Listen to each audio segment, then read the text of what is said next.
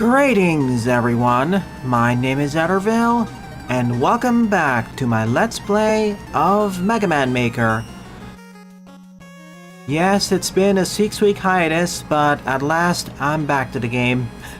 Hiatus due to a combination of Mega Man and other things I'm covering. But hopefully for the next month or two, we're back to the regularly scheduled Maker streams every week, or at worst every other week. So, brief ground rules, in case you're new or forgotten. I'll be covering levels for the next 2-ish hours, and while discussing video game topics along the way. I'm not sure if you'll have enough time to show art at the end, but we'll see.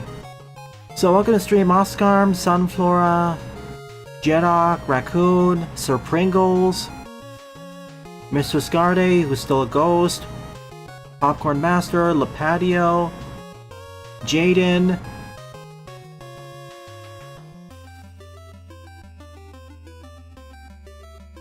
and anyone else who I missed, as well as all the lurkers. Sylv, they're not the same. Okay, I want to make some clarifications. They are not the same engine, Sylv.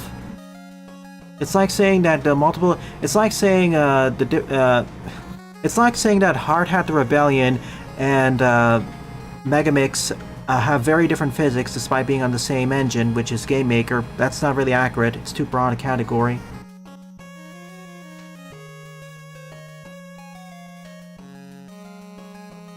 Just because two games were made in the same program doesn't mean they have the same engine. There are many different games of it which have different engines which were made under Godot. I just want to clarify that point. It's like calling two different games made in Unity why they play so differently. But yeah.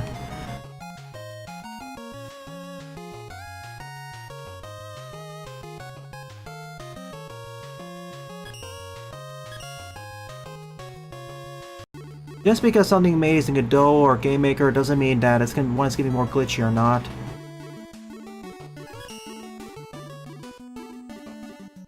Thank you, Mr. Scarde. Anyways, before I begin the adventure, one last run through the notes. Thank you, Sunflower, for the level. Oh, cool. Ninja Man and Sooner Later, no damage. Buster only. Actually, Ninja Man is probably going to be one of the easier ones to Buster Duel only, because this pattern is fairly strict. I say that W is decent, at the very least. It has some problems, sure, but they don't outweigh the positives.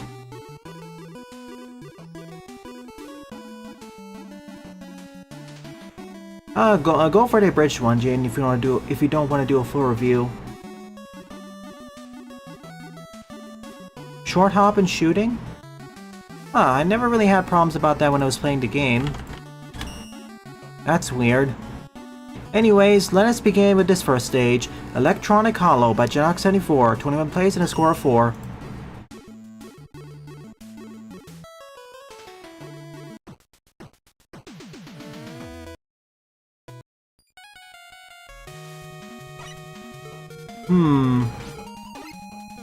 Well, the game is called Mega Man Maker, or should I say, Mega Man Maker, so back to Mega Man.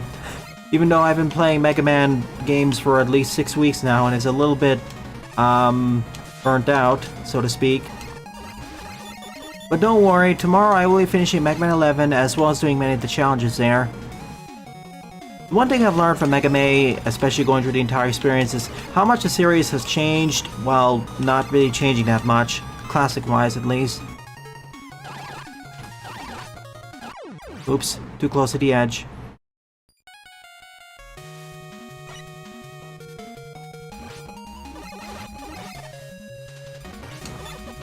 Well, the classic series is kind of rooted in tradition.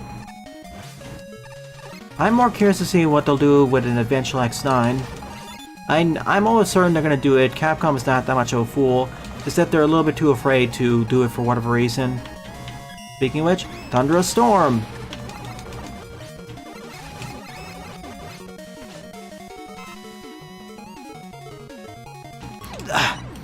Game. Oh yeah, I'm also... I've been playing so much W that I forgot how not sensitive the switching is here. I just wanted to do a quick weapon switch to get to the right one. It shifted me too far.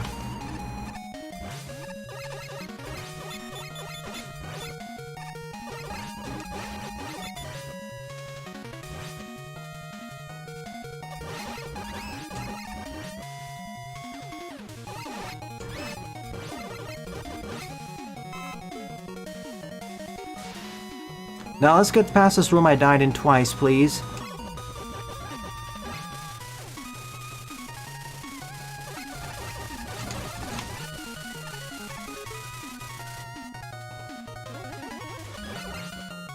There was no secret there? Huh. Weird. I'll have to double check myself just to be sure. Hit deadly. I already gave you the date of when I'm covering a level pack. I'm gonna focus on this right now.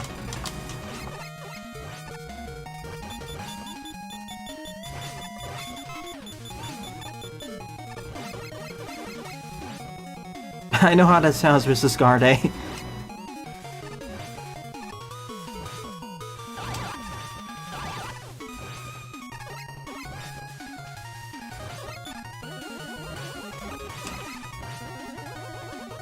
Last Fate, great game we wish more people talked about. The new DLC was rather serviceable.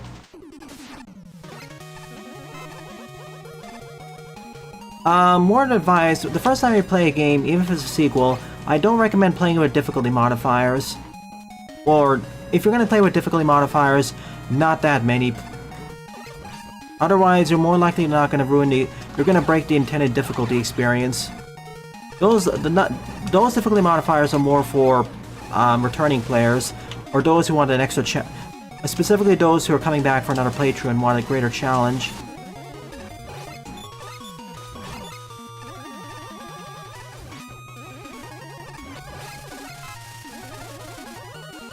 Especially for your first impressions.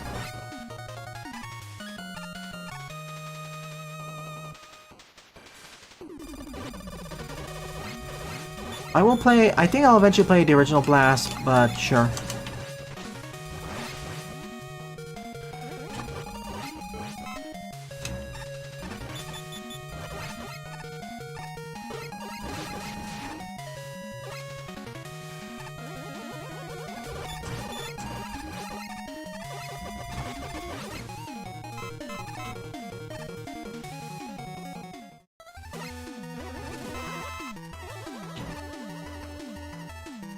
But I want to emphasize the point for those who weren't here earlier. Rock and Roll and W were both made in Godot, sure, but their engines are the engines are different custom-made ones, so they have their own pluses and minuses. I think W does a better job than Rock and Roll in many ways, especially in the engine front, but it also has its own quirks. Saying that they were made in the quote-unquote same engine is not accurate. It'd be like saying why does Magmo 2 and Hard Hat 3 or 4 play differently with its physics? Or two different Unity games play very differently from each other.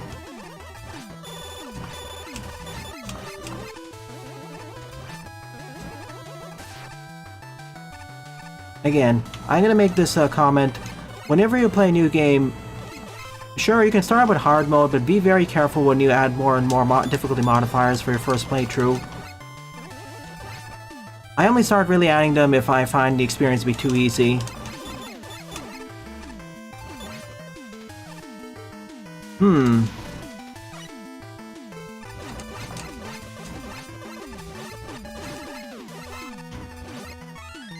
Oh, nice.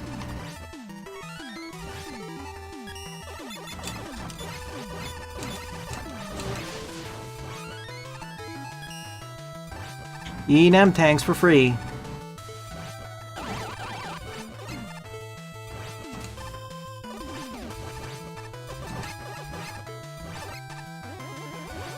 What a deal.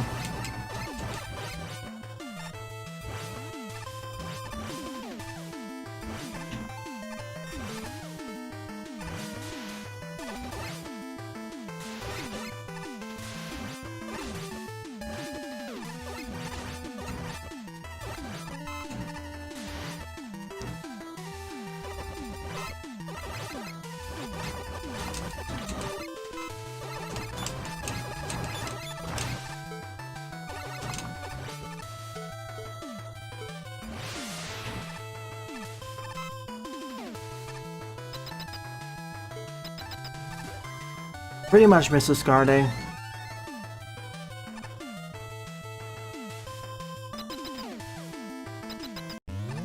Checkpoints. The checkpoint density is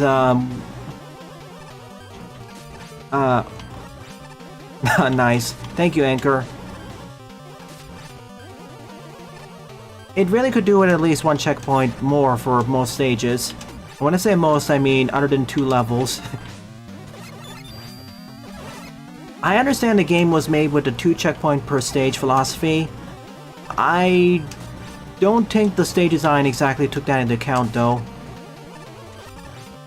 Especially with their length and complexity. Heck, I even think Mega Man 11 sometimes has checkpoint density problems. If you're not playing on the 2 easiest difficulty settings.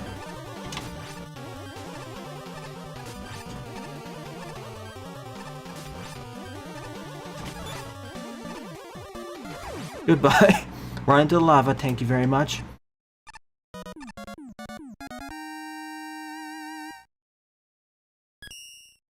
Yeah, those tank placements are very generous. I didn't really need to use them either. Nonetheless, it was an okay or decent start for Maker standards when returning. I'll take it.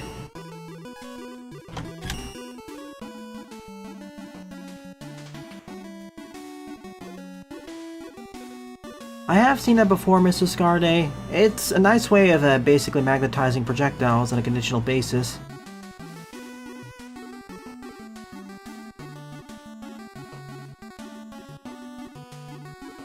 Mega Man 11, I'd say, is mostly balanced, although after discussing with a few friends and others, I do agree that maybe a few stages could do it one more checkpoint at a piece. It's not to the degree of Mega Man W, sure, but, yeah.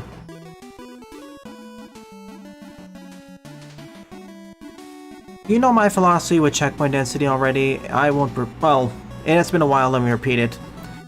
How I place the checkpoints is really cognizant on the distance between this and the last checkpoint, whether it's just before or right after a major boss fight, or even a moderate, or even a mini boss, and how difficult that section is. And when I say, well, difficult slash and as well as punishing, because some sections involve instant death quite a bit, and for those I like to have more frequent checkpointing. But for those that are more wear you down over time, yeah. Legend of Network is the Battle Network side game, right? In general, for most Mega Man Classic levels that are like Challenge, Special Weapon, or Died Kaizo or Kaizo, 10 to 11, every 10 to 11 screens is a golden rule. Or not golden rule, 10 to 12 is about usually the recommendation.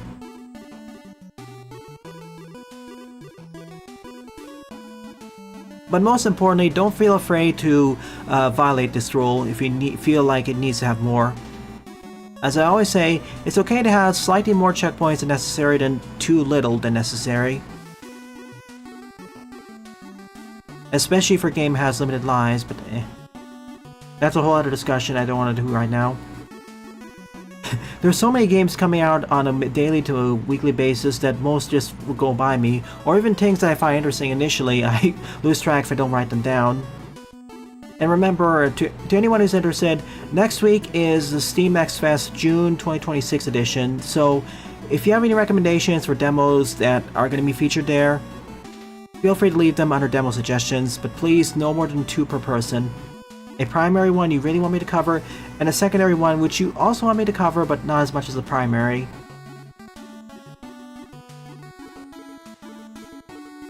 Anyways, second up is Donkey Kong Country 3 on Mega Man Maker Style Part 3 by Lepadio. 68 plays and a score of 30.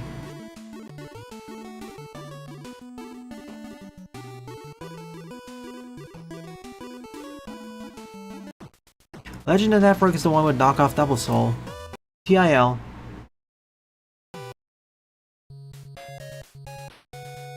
Yes, I literally said that on the Discord server, Jaden. Right under the announcements. When I was announcing the time slots for this weekend.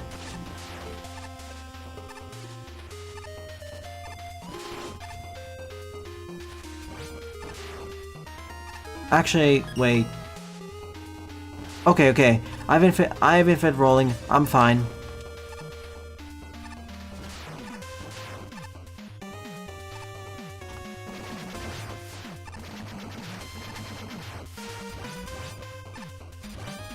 Oh, pfft. My biggest enemy are gonna be mines. Let's see. Steam X Fest June begins on the 15th. 10 a.m. PDT, I believe. I will ping on the Discord server when it does open, and when I'm available to.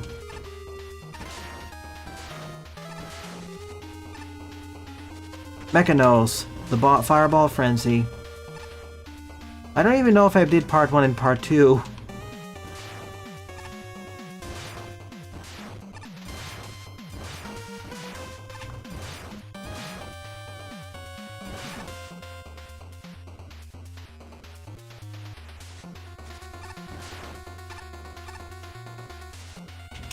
Oh, welp.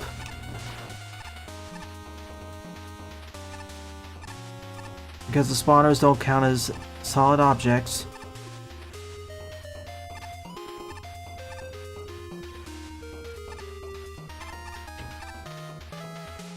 Well, at least Deltarune Chapter 5 is coming out on the 24th, so at least next week's covered. The week after that, though,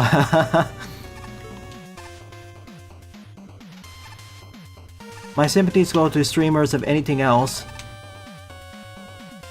But yeah, in about 2 weeks, I will be covering Challenger from the Future. I may be finishing the main part of Mega Maid today. I'm sorry, I may be finishing the main part of Mega Maid tomorrow, but there is 2 other games I'm going to cover right after that as a addendum. Lol. Those being Challenger from the Future, aka Mega Man Base 2, and the other one being Powered Up.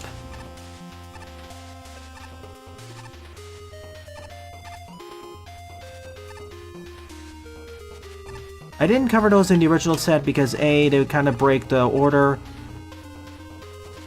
and B, I didn't want to do a remake. I didn't want to do a remake after 10. Gotcha. Even though it is a pretty darn good one. And I do want to redact one of my statements. I think Powered Up's voice acting should get more credit than it actually does. I don't think it's as good as X8 or 11's, but still, it deserves much more praise. It can be cheesy, but it's in a good way.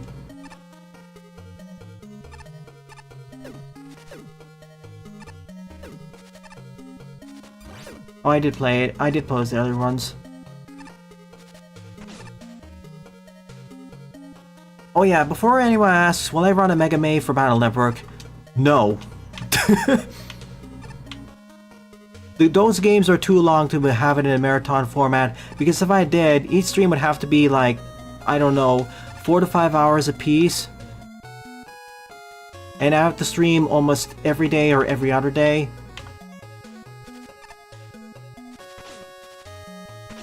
Ow. Let's try it again, shall we? I like those games, especially 3 and 6, but yeah.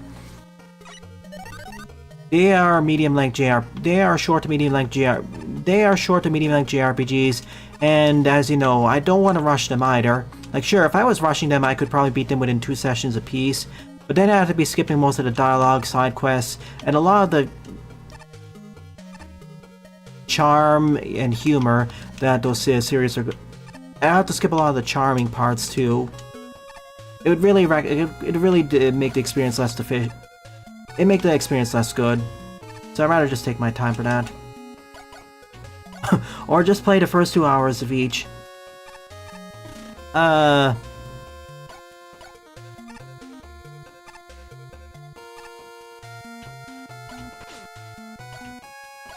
much as that would be funny, that would actually harm some games more than the others. C2, for example.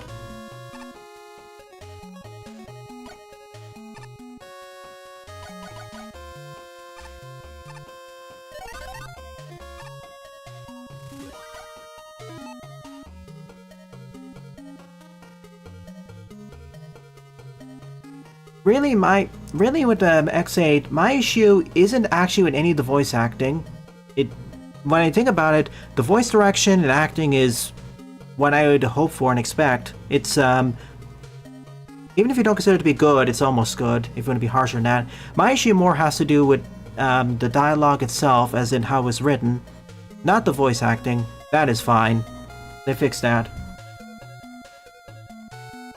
Okay. I could probably squeeze in 2 Battle Network games for a Mega Man, but no more than that. Like, I could do 1 and 2 probably in the same month, but that's an asterisk.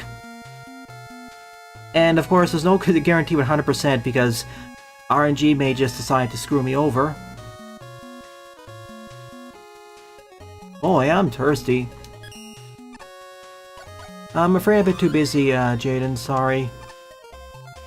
Oh, okay, Beat Adventure. No, come back, Beat.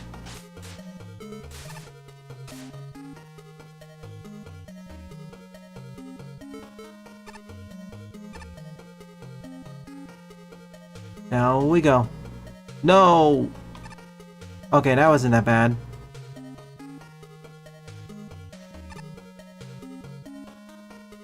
Okay, is that what you want me to do?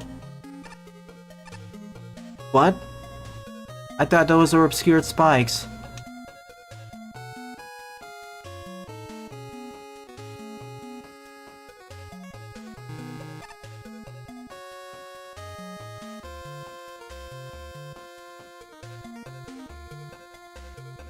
I do want to cover network transmission as a not really funny, but as an interesting aside. And also comment on its horrible difficulty balancing. Okay, where was the key? I mean, where was the door? It was here. Okay. I'm going to die.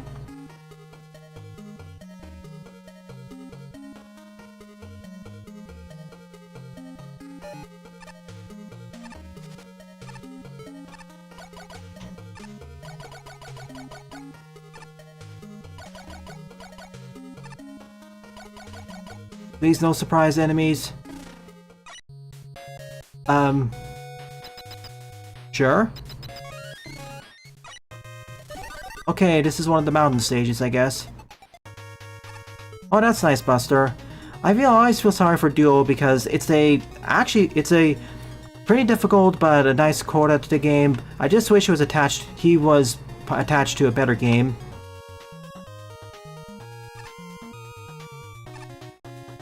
In this section, use the purple parrot. Network transmission is, well, it's gonna be semi-blind because I only really know the start. Oh, cool. Launcher.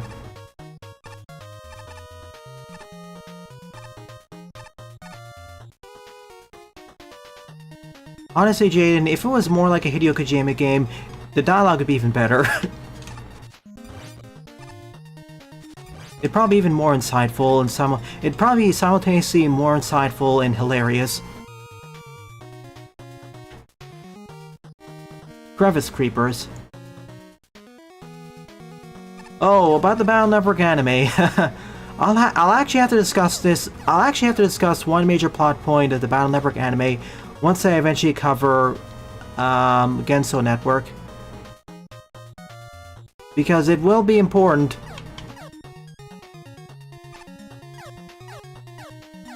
Specifically for one part of the post-game, I think.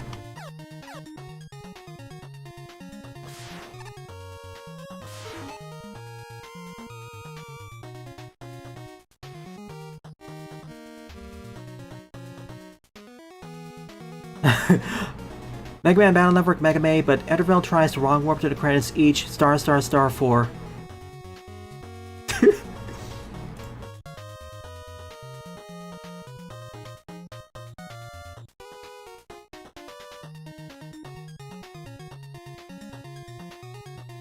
Oh no, I like Mega Man 8 to Sir Pringles.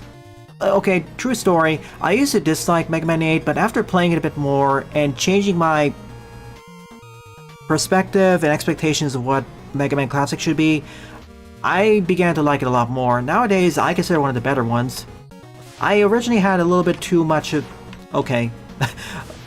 I used to have a too much strict definition of what Mega Man Classic should be, but once I started playing more indie games, and games in general, I realized that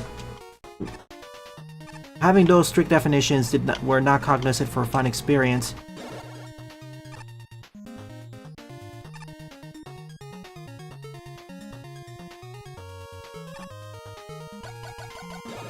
TLDR... Oh. TLDR, the problem was more me and what I was expecting out of Mega Man Classic. Don't get me wrong, I wish it had a little bit more focus on iterating the mechanics, but the set-piece design, it worked out well. That was before I met you, Buster, so keep that in mind. I understand at the same time, I understand why someone may not like Mega Man 8, if that's what you expect, if you're expecting something else in the series. That's also totally fine.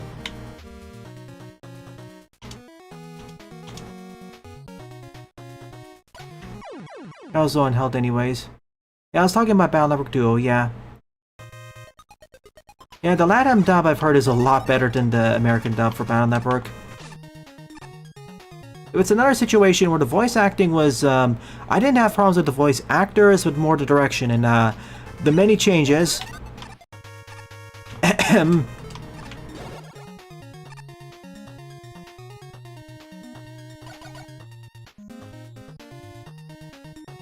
Pretty much.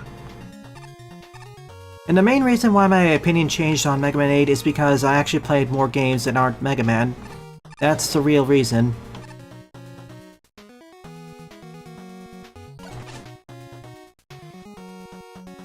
It's funny. Sometimes I feel people play too many... Sometimes I feel some people play too much of the one... Let me rephrase that. Sometimes I feel a few people, or more than a few people, play too many games from the same series to the point where they end up having a very warped definition of what is considered to be good in it, what is considered to be quote-unquote good design for a game, or what a series should be.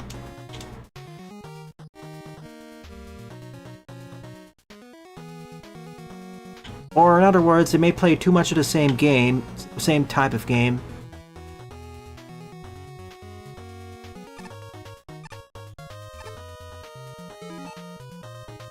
Thing is with set-piece design is that it's not... The thing with set-piece design is it isn't necessarily in conflict with mechanical purity iteration. They can work hand in hand. Or traditional quote-unquote escalation design. Like, set pieces can escalate on top of each other too. Like, you can have set pieces and mechanical escalation at the same time. Oh, okay. I thought that was a bottomless pit, but apparently that was the end. Dixie wins. That is something to be interested of. That is an interesting point to be considered.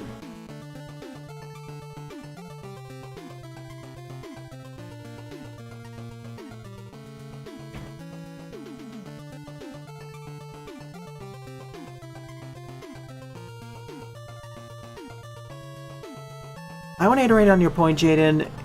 It's not so much... It is kind of don't be closed-minded.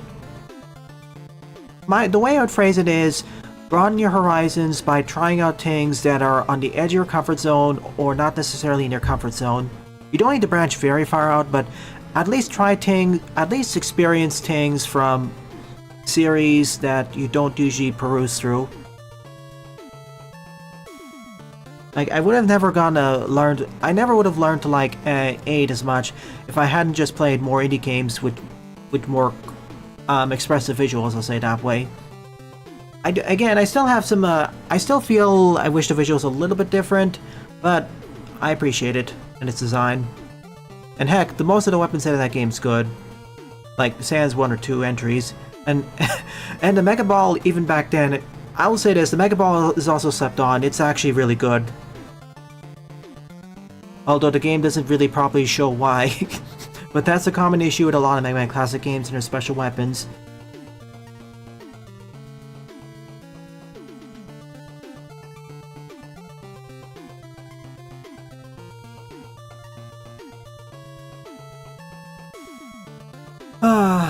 And then we get into the whole things about quote-unquote more objective, the quote-unquote more objective side of criticism versus the more quote-unquote subjective side.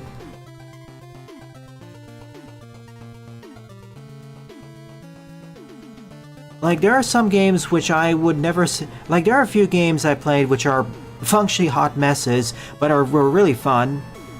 And on the flip side, some games that were quote-unquote mechanical masterpieces which didn't quite appeal to me or won't appeal to me. If you want an example of the former, take a look at Defiance the MMO. Like, that game, from its design to how the servers are run, was/is, maybe not is, but was a hot mess. Yet it was strangely very fun to play.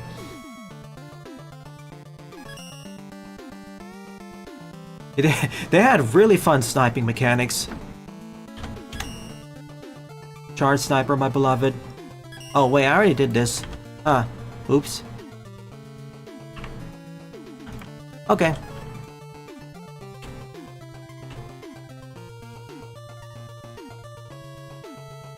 When I say mechanical masterpieces, I'm not talking about technology design. I'm talking about things about how they, even relative to their time, still hold up in the test of time.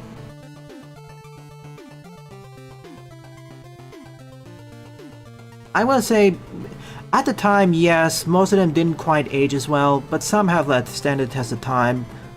Like Super Metroid is another example of a game which I used to find okay. I thought it was well designed even back then, but it didn't quite appeal to me until I played a bunch of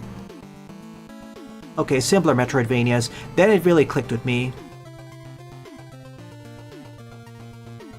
Like, it's funny I say that, I used to not really be into Metroidvania so much until I found the games that really pushed me to enjoy it.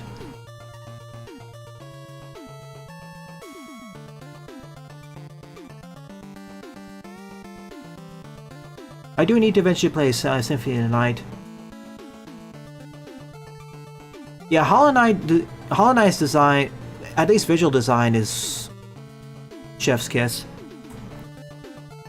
Yeah, and thank goodness, Mr. Scarde. We've come a long way from 2000's review philosophies. I'm just happy that more people... It's kind of funny saying this. I'm just happy more people don't just treat the reviews from the quote-unquote big reviewer sites as gospel anymore. Maybe most, I don't know. And instead, I've been seeking out reviewers who actually better reflect their tastes and experiences. And I hope that as a content creator / influencer, I can sort of be the same for a bunch of you.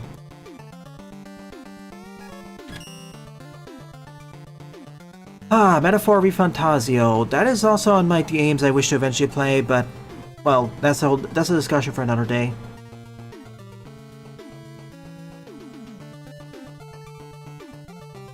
No, Jaden, that was before I even started streaming on the channel.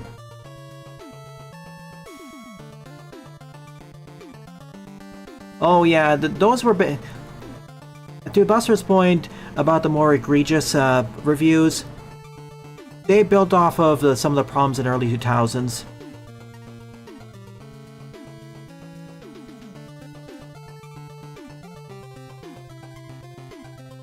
Yeah, audience expectations can kill a game. Wind Waker is a sad example because I think it's a genuinely good Zelda game. It does some things better than Twilight Princess, but yeah, the expectations going from Ocarina of Time in terms of visual aesthetics and design, especially with the Space World demonstration, yeah, that kind of sunk it. But I'm glad people are turning around in that. Have been turning around.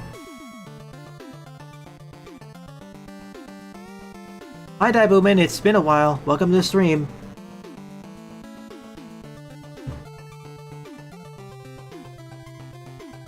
Number 3 up is Bounce to the Goal or Else by Nuclear Stomp. 90 play, score 3.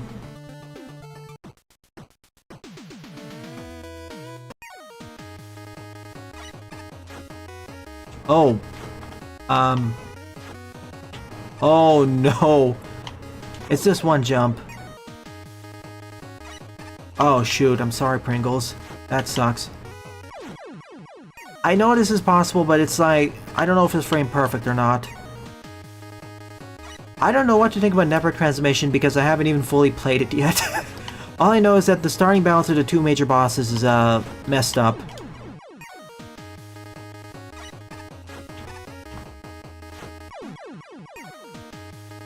Or at least it has one of the genuinely hard Gutsman encounters.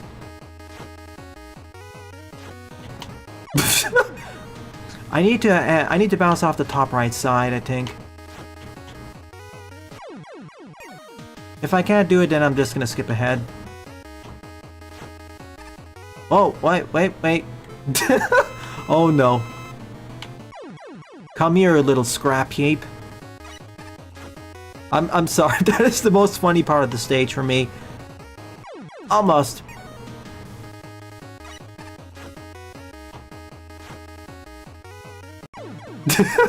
Hello, and goodbye.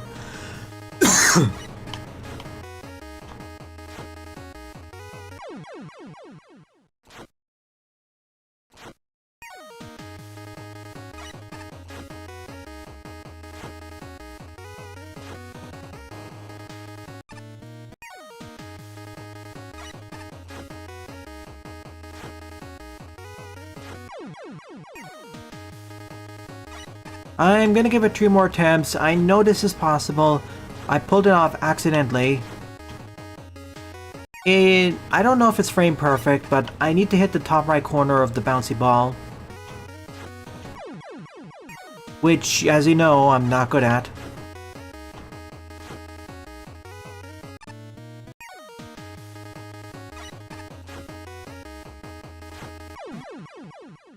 Last try.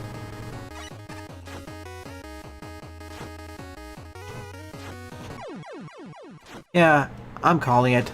I'm not good enough. Sorry, Nuclear. I am simply not good enough at the game's mechanics. But in terms of Symphony, I do want to play that because it is one of the seminal games of the genre history. I did get around to eventually playing Super Metroid, and I do want to stream that on the channel after I do the OG Metroid 2, which itself is an interesting time capsule. Yeah, college is certainly a thing.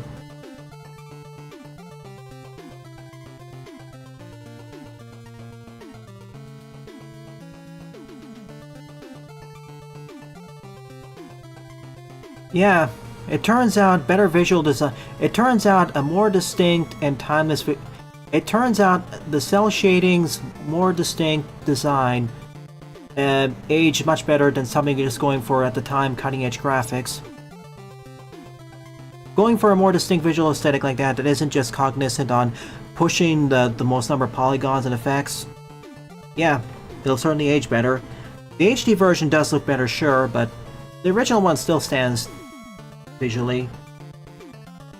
Yeah, Anti's music's good. In some ways I actually like it more than GBA's version because hardware limitations have been mostly eliminated.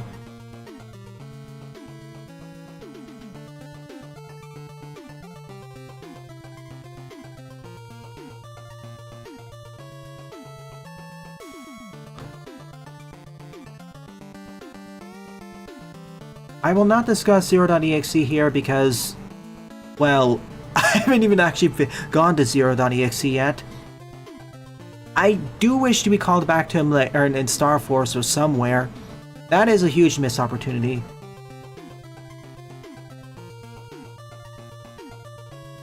Yeah, the Gory is trying to help me. Yeah, Colonel and Iris got more plot relevance than his ex-counterpart, but that's not really hard to do.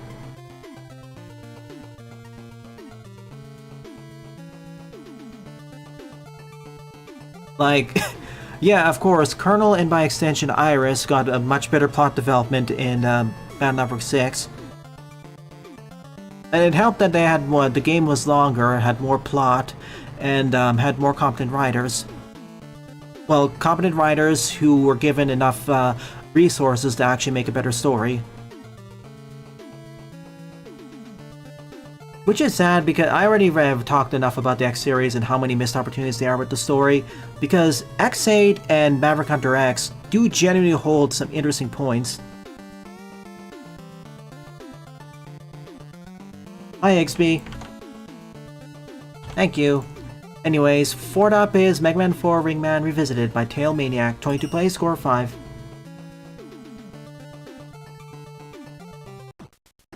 Ah. Job interviews are more important.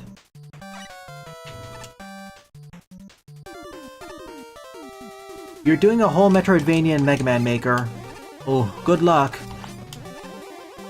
I still think more people should actually test out I still think more people should actually use Mega Mix.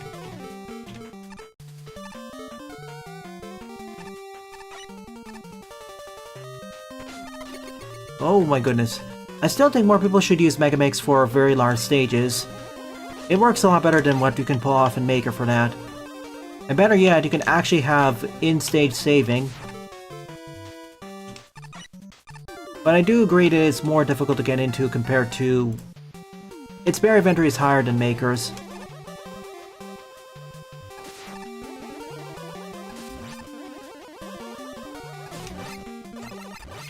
Like, of the many types of large stages I've seen in Maker, Metroidvanias are one I would say that are one of the top ones that would benefit from a conversion.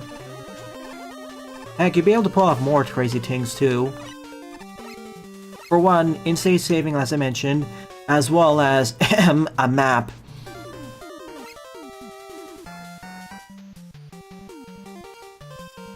Where is everybody here?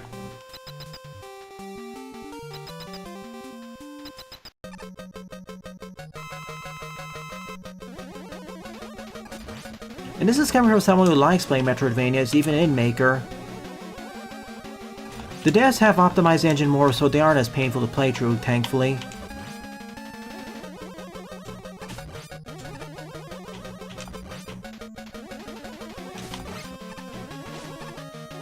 Goodbye. Do I still play level packs? Yeah, I do.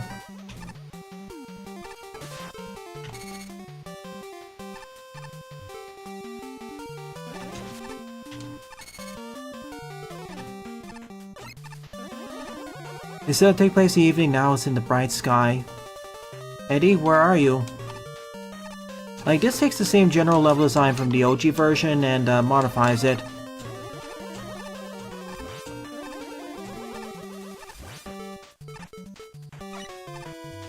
Although, I don't know. It's not really doing much for me. E for everyone.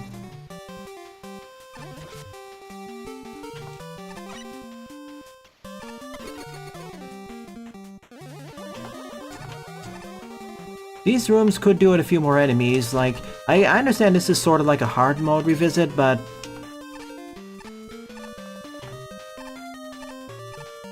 sometimes these screens feel like they could do with one or two, even basic enemies. Hey Eddie. Thank you. I'll put this right next to my previous one.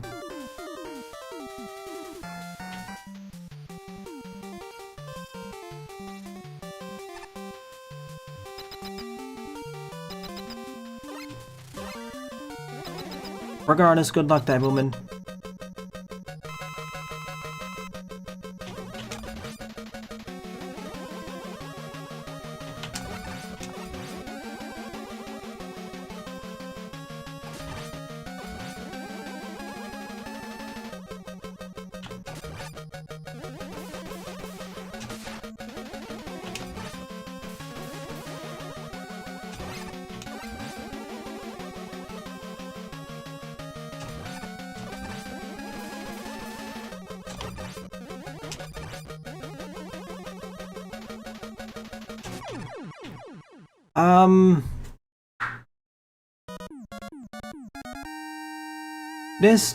didn't really do much for me, I'm sorry.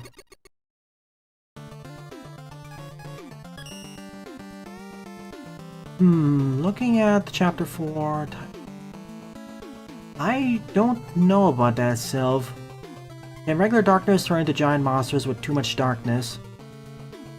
They may be able to get mutated or transformed into more vicious or something else creatures, but giant monsters are kaiju?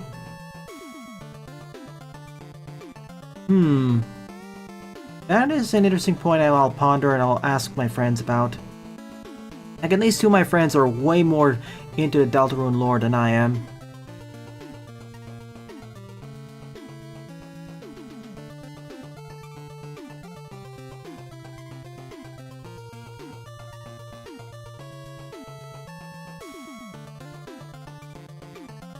Alright, I have a bunch of chat messages that came out.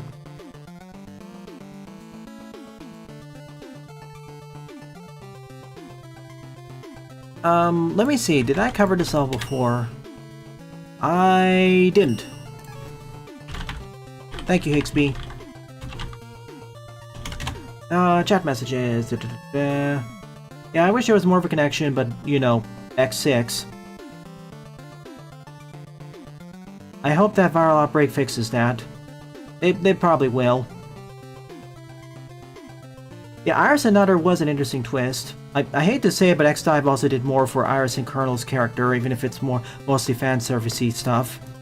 Which is sad. Mega Mix, I'd still say, is one of the best Mega Man Classic engines out there. If you can run it. It has its problems, sure, and many of them could be attributed to Game Maker Studio itself being a lumbering piece of insert word here. But I still think that most of the game fan games made there have a very solid base. All of them.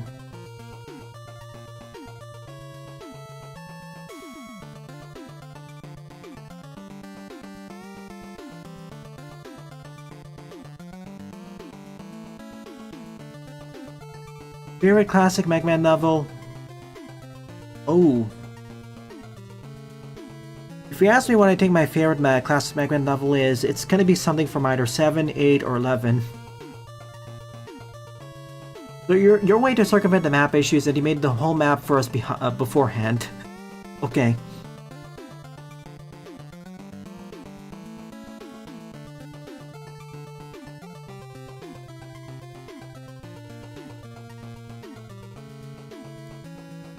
Yeah, it does feel kind of dead, but it feels like it has less enemies than the original version, which is weird. Yeah, I think the OG First Stage version was better. I'm sorry. In that case, Buster, just submit only the good stages from that pack, and I can cover them. Yeah, why are you fighting Magnet Man?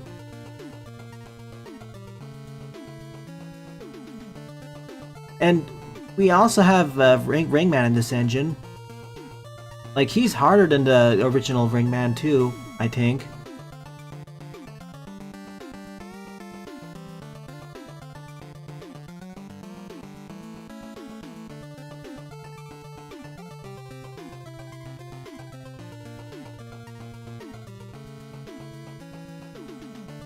What I want for Mega Man 10 is, now I also put it up there for its stage design, emphasis on alternate paths, and the whole atmosphere.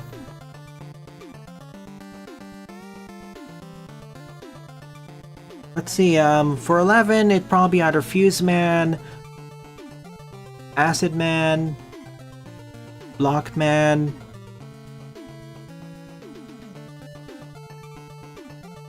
or Blast Man. It's kind of hard to pick.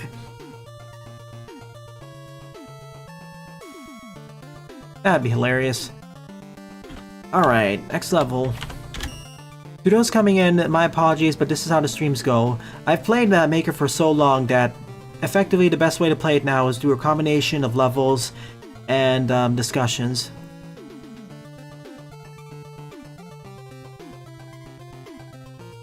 Acid Man, the way Acid Man infused... I never really talked about it. I need to discuss it more in 11, but one of the things I really like about 11 stage design is how not only do the bosses and mini-bosses share weaknesses, but also the stage itself. Like the weapon that is the best used against a mini boss or boss also tends to be one of the best weapons to use for the majority at that level, or makes the stage much easier in some way or another. Either due to how it functions in terms of its projectiles, the projectile coverage, or some environmental effects. Like for example, Fuseman's stage takes place a lot in tight corridors or have those electric emitters.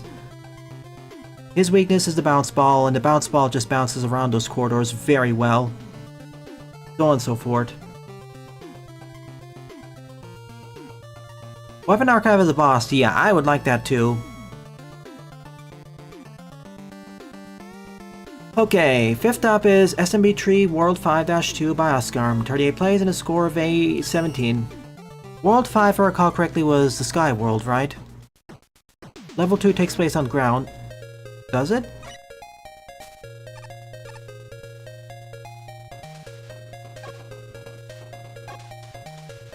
Pipes.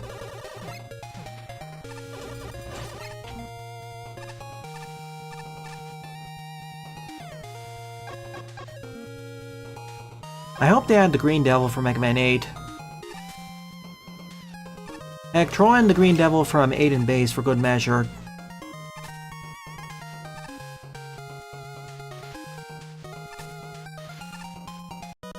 That was easy, but as you know, most of SMB tree levels are, well, all of them are fairly short, if you know what you're doing. So, oh yeah, you already missed my discussion, Toss a W. I'll just summarize it. I thought it was decent.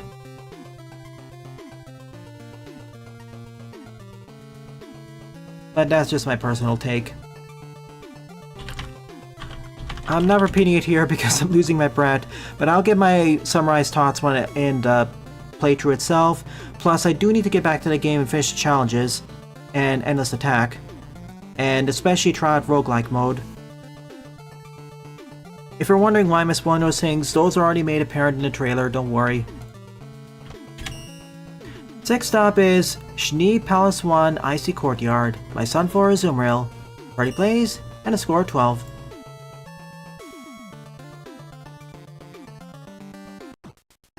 I think I got a C or D rank.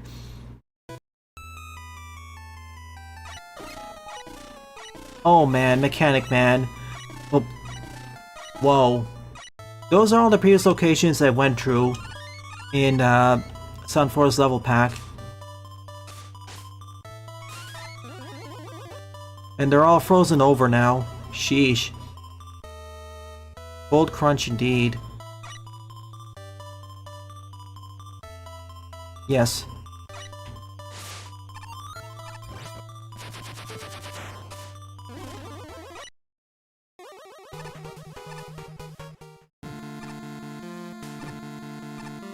I'm going with the more subtle.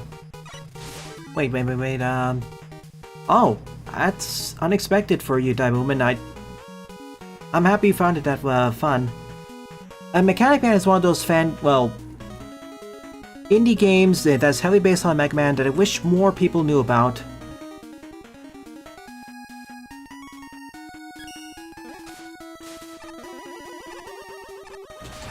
I don't know if I cleared Draco Fortress. She's German for snow. Thank you. Not personally, Jethawk. I don't watch Ruby. There's simply just too many interesting pieces of media. Okay, I need to rephrase that because that sounds way too depersonalized. Okay, there's just too much interesting stuff that comes out on a day-to-day basis that even with the very popular stuff with active enough fandoms, there's just so many of them out there that sadly I can't really pay as much attention to them.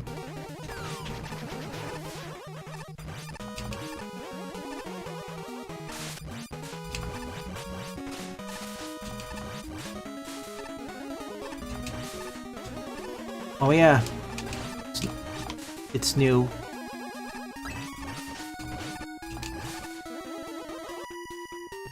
It is riddled with issues indeed. Strange enough though, it's fun.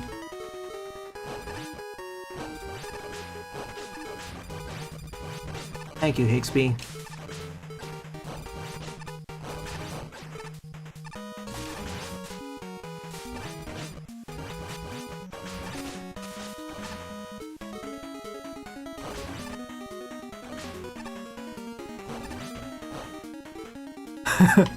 I'm glad you got the joke.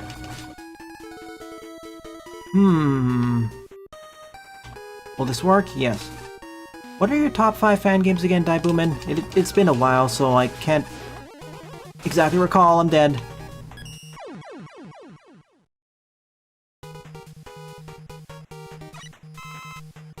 Welp.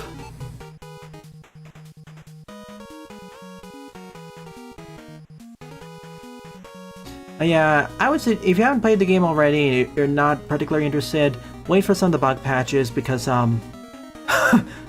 as we saw during the second stream, I ran into like 3 or 4 bugs in quick succession.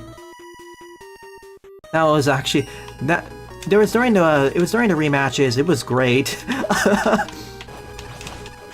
Let's see, getting clipped outside the boss arena, immediately breaking the boss AI during the respawn, and also getting invisible.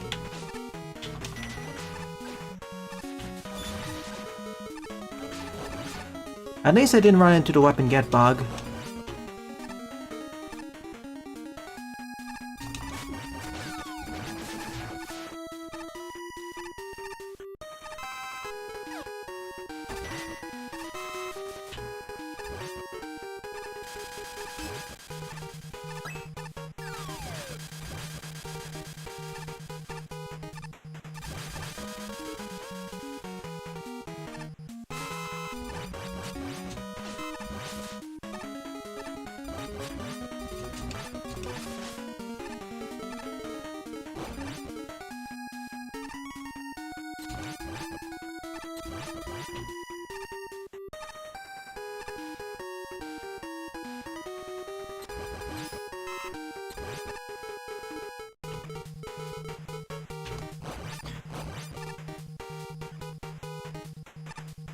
Oh no, pff.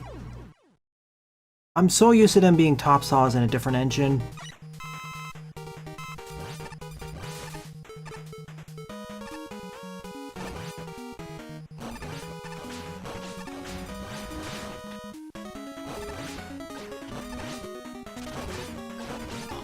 Let me get to the next checkpoint because I do actually want to iterate on the flaming coal. Let me get to the next checkpoint because Daibuman's point is something I've been meaning to talk about for a while now but haven't. Oh my goodness.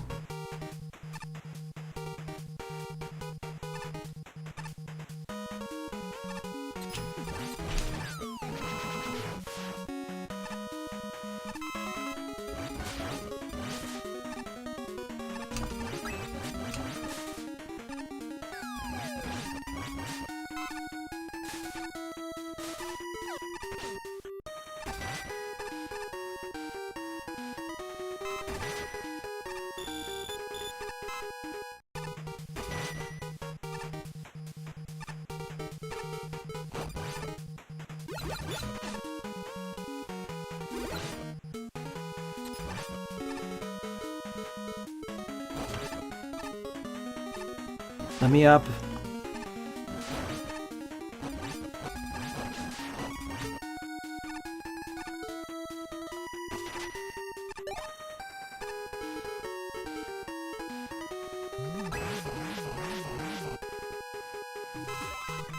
Okay, pause.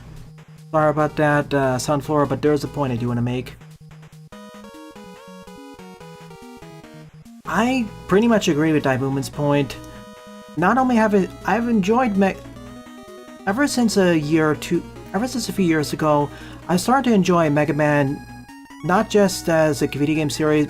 I started to enjoy Mega Man fan games and even the commercial games or Mega Man likes far more once I became less overtly looking for criticisms and trying to evaluate them as a reviewer and try to take them more as, I know, an overall package, looking at the bright side more often. I know that's how I originally opened the channel as trying to look at the bright side more often, but I realized looking back over time I was starting to become more quote-unquote cynical. and it was impacting my enjoyment. It was impacting my perception, criticisms, and overall enjoyment of the games. Until I just decided to turn back on myself and realize, wait, it's not really helping. It's not really helping that many people, and it's not even conducive to the community I want to have here or interact with. So over the past 2 or 3 years, I've realized I swiveled around and become more, I don't know, looking for overall package, maybe becoming less harsh, but also keeping it more, I don't know, real. It's really been, what's really helped me is getting more involved in the Super Freaks community, because yeah, it's such a lively bunch of friends, and really opened my eyes to realizing that I've been way too harsh on not just games, but also myself.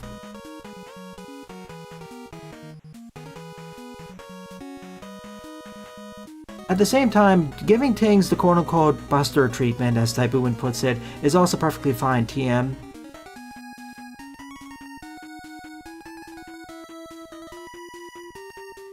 Like, of all the people in the chat, you're by far the harshest.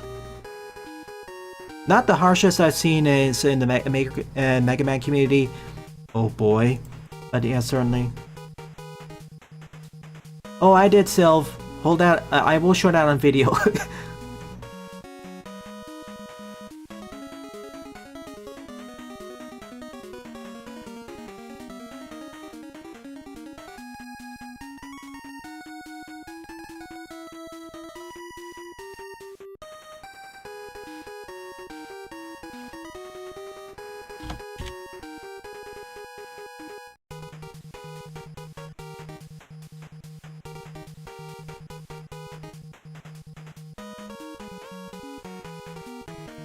What?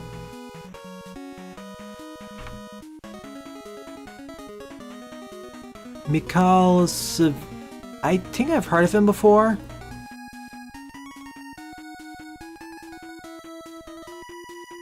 Wasn't he a blogger?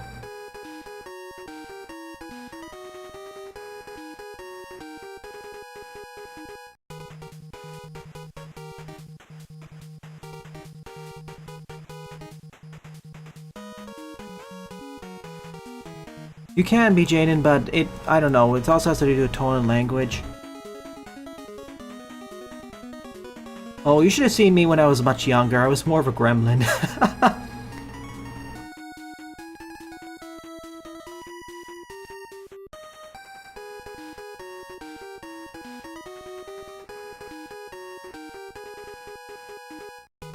Hi, Nuclear. Thank you for the show. Alright, let's continue on the adventure.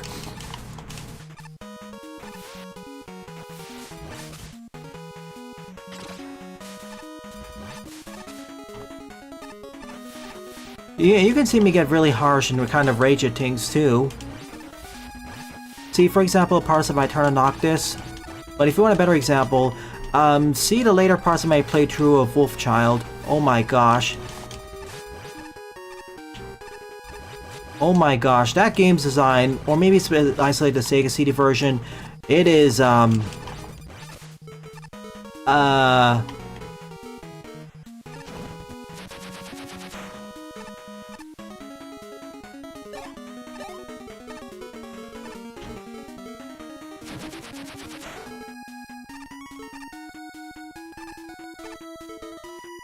incredibly frustrating and poorly balanced. To the point where I had to just use the level to the point where I had to use level codes to skip past a particular level. Because there's no way to beat it without tasking it. You remember that, Daibuman? Oh my gosh. I'm glad the developers' future games actually were a lot better. Like, they actually learned from that experience, but yeah, that early title, oof. I don't know if it's specific to the Sega CD version or it also applies to the Genesis version as well, or the SNES version. I hope not.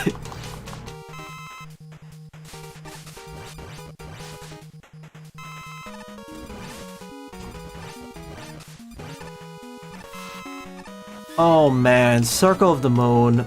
Oh.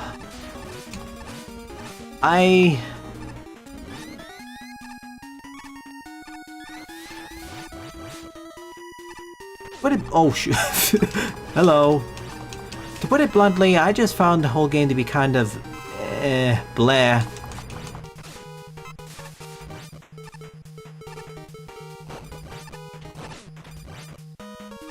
Especially in comparison. Oh no.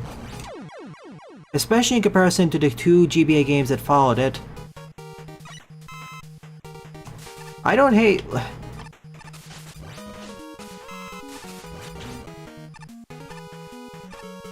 X7 is...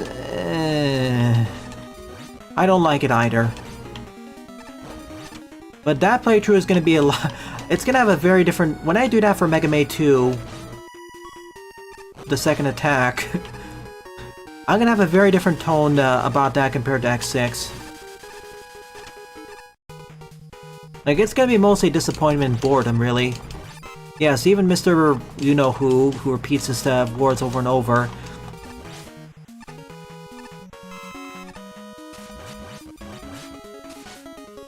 Yeah, if I'm gonna use X6, when I play X6, I'm not gonna fight the bosses fairly for the most part.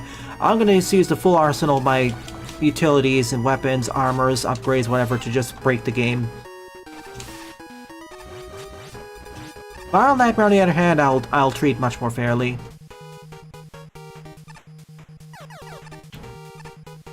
Also, Ann's edition rebalancing makes the game better.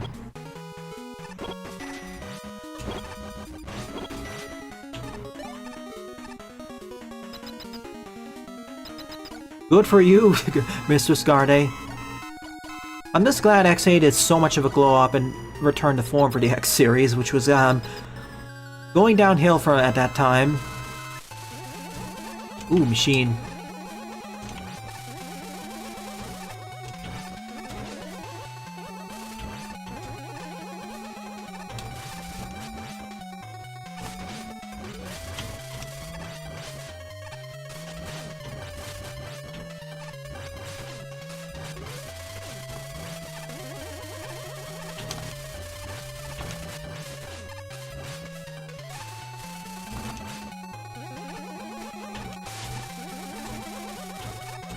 Ooh, yeah, E. I've been focusing so much on the chat discussion, I haven't really been discussing the stage itself, sorry. Props are going for a little bit less conventional take on the fortress. Usually they aren't really wintry. And the one exception I can think of is like Kozak, but... No! Thank you, Beat. Save me, save me, save me. No, no, no.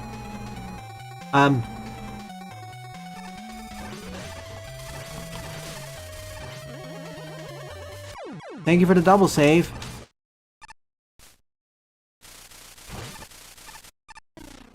Okay, phase 2.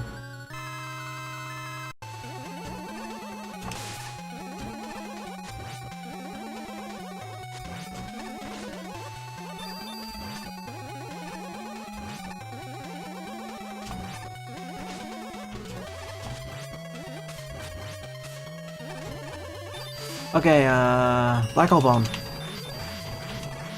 Oh, sure. Let me guess. I have the weapons, I'm gonna be using them.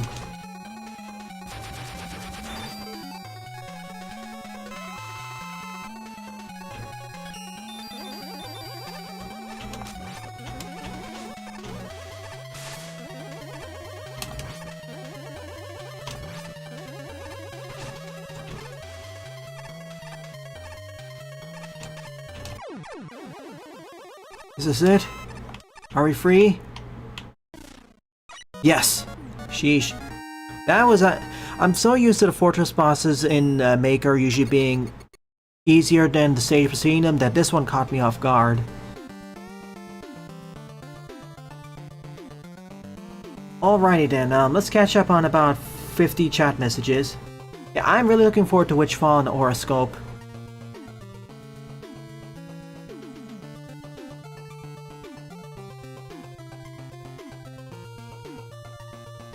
Yeah, it's double snow. Telltale snow plus the Mega Man 10 Chillman snow.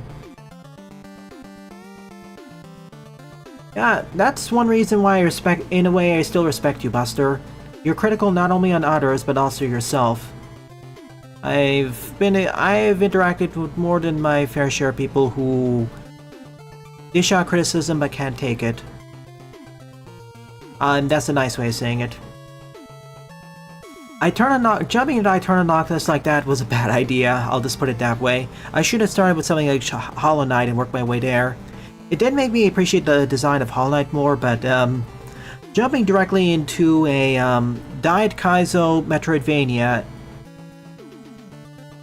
especially when at the time I wasn't as experienced with Metroidvanias and platformers to that degree, bad combo. X7 is just like a walking disappointment for me. Ah, you don't remember saying that, Nuclear. Don't blame you, it's been 6 weeks. I see different successors of X6. I want to see someone take a genuine stab at fixing X7 or have a spiritual successor. Like a 3D X game would be a cool idea. Now, there is a game which is sort of a successor to X7 spiritually, but I don't think that really hit the mark either. I would play for the channel, but its price point is too high for me.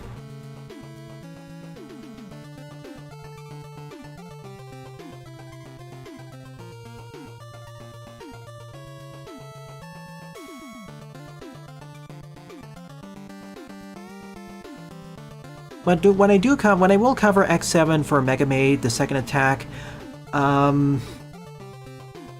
am not going to use the enhancements, maybe outside of one, because I want to show the base experience and not just color that way. So yeah, X6 is going to be the base. There are a few enhancements I will make. Excuse me, English. There are a few enhancements I will make, like with slowdown and with X4 and X5 using a retranslation, because I'm happy with doing it because the story itself is already insert a term for negativity here. It also makes it flow better.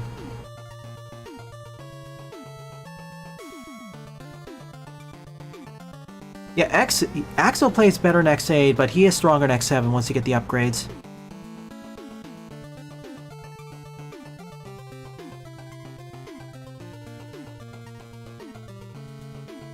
Noctis really feels like it was designed by people who love Metroidvanias and brutal platformers, and so they combined the two into one.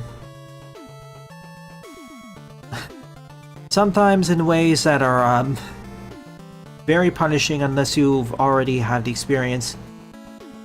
It has it also has beautiful visuals, but in more than a few places I kind of wish it feels like the developers and artists didn't communicate with each other properly. Oh yeah, and also the sky section before the final bomb is where they ran out of the budget, or it was too big.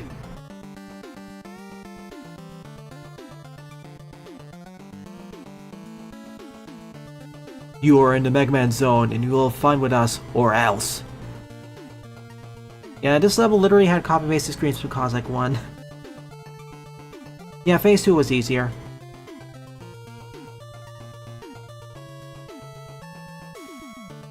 You got all the achievements on every collection that isn't Battle Network Star Force. Yeah, yeah. I could see that. That's why I'm using a controller. Phase 1, the cube. Phase 2, what?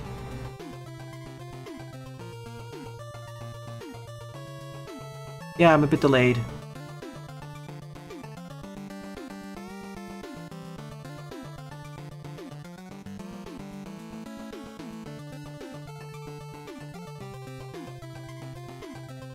That is something I realized that is something I realized as I've been growing older. Most people don't have the same level of experience with Mega Man or many other titles that I and a few others in chat have. And also in many cases the reverse with certain other genres or fandoms. Like not everyone has been doing development for 10 plus years or level design for, what, more than a decade? Oh, Daibuman, I'm gonna play Chasm if only to just remark on that. because I do want to compare Chasm to a robot named Fight. Both of them are sort of in their same subgenre, but one does a much better job at accomplishing it. But I'm only going to be playing that one once, and not 100%ing.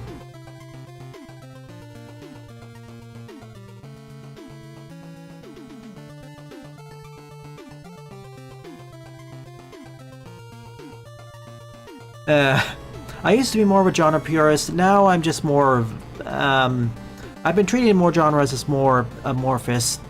I feel that works better.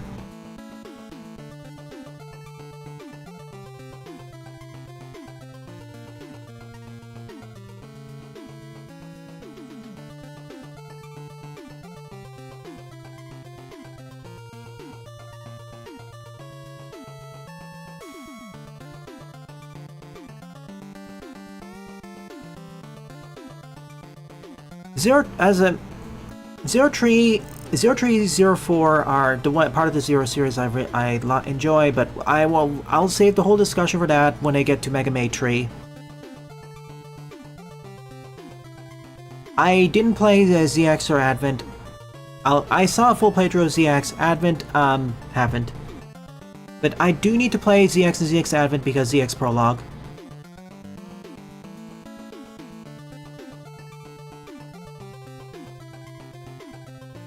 Sure, Sniper Joe. Post a level.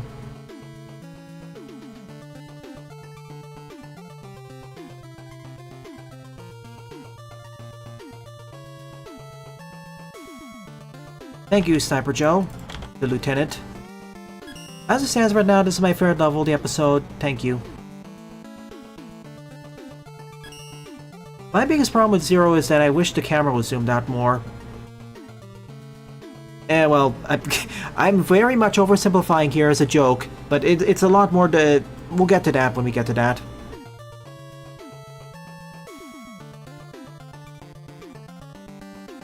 I may bring someone else involved to that, but we will see. Ran out of witty remarks.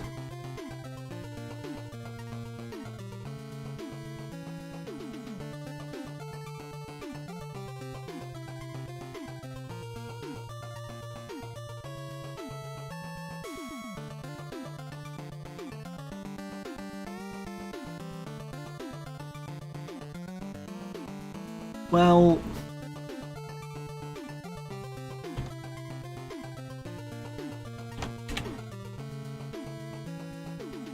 Oh, is Forspoken the one from... Okay, no, that's... Okay. Is Forspoken the one from Square Enix?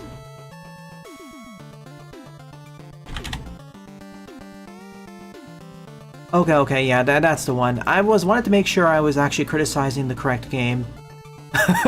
I was gonna accidentally say, isn't that Forgone? But no, Forgone's actually fun.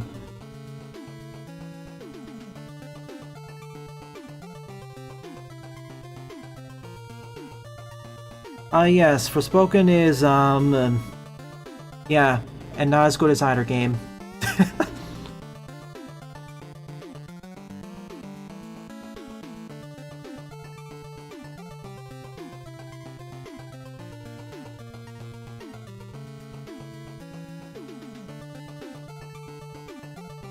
But we'll save the whole discussion for that when we get to that and that. Which is funny because Square Enix has done in the past and in the future better games that actually understand what makes FF work. And they codified the JRPG genre. They helped codify it to such a degree that it's hilarious. Interesting planned genre of game, yet they helped create the whole JRPG genre. Not subgenre, genre. Which makes it even more hilarious and sad simultaneously.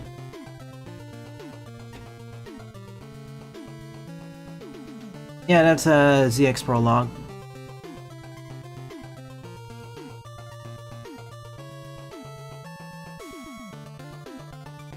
I don't think I'll be playing Forspoken unless it's for April Fools. I'm sorry.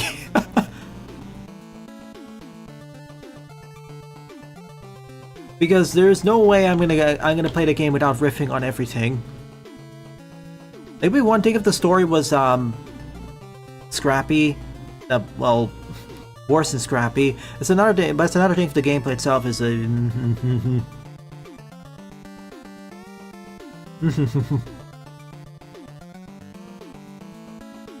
It's not just that, Jaden. It's also the case of even some of its contemporaries Square Enix are making this better. Like, they still know. I know, I'm saying they, but Square Enix is a huge company, so it's just saying they, I'm just like looping together hundreds upon hundreds of developers into one category, when in reality there's multiple studios under Square Enix working on different titles, even for FF, Dragon Quest, or games inspired by them. So when I say they still have the touch, I really should be more specific.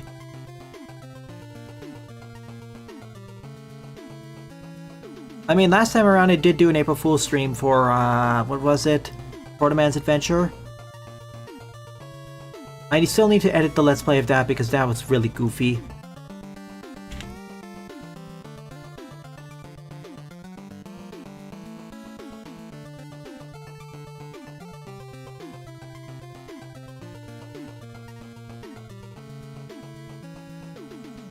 FF15 is, well, I want to have someone else for that.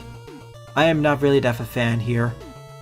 Actually, let me check. Just wait. No. Hang on. Wait, sorry. Proto-Man's Adventure is what I did for April Fool's last year. This year I did Squirrel with a Gun.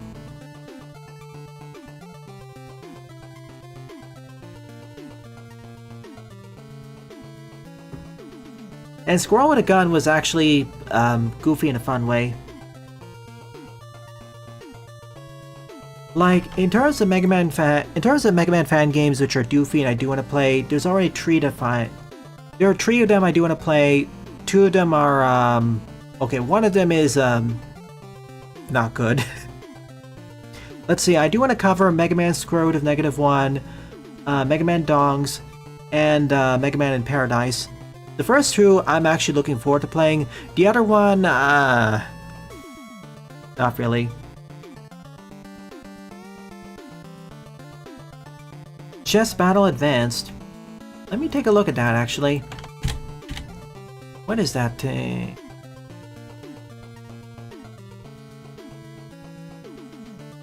Free to play, no pay to win.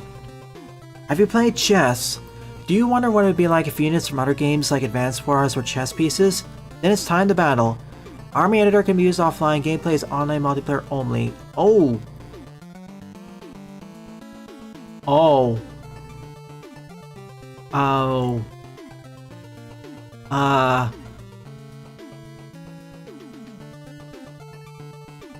Oh. Okay. I'm gonna have to see a tutorial for this in more details because this looks like it's... Hi,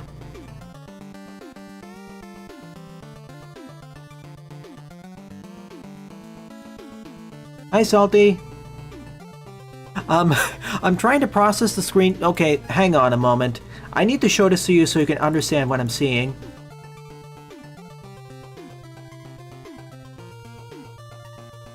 So, hang me a second.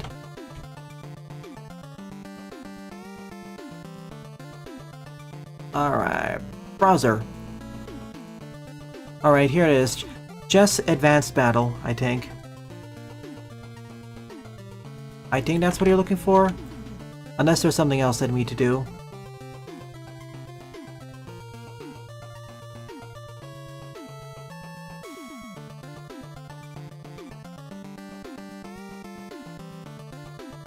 Are you talking about this thing or Advanced Battle?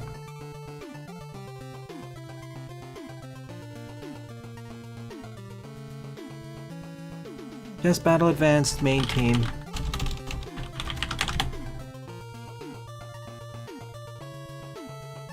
Okay, I'm gonna pause the maker for a moment because I need to hear this team. What am I looking at? I'm trying to figure out what we're trying to refer to.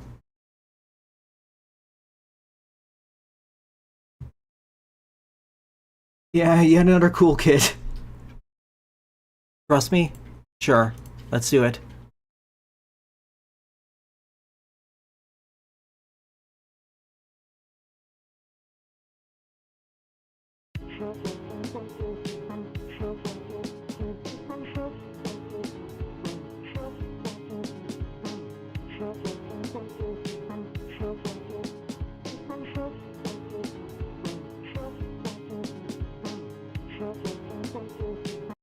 That's not it?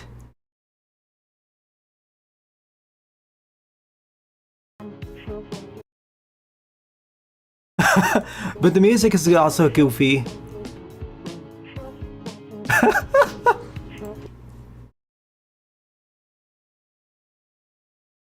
Can you DM me the proper link over Discord, please? I think I found a different one and it's also hilarious for its own reason.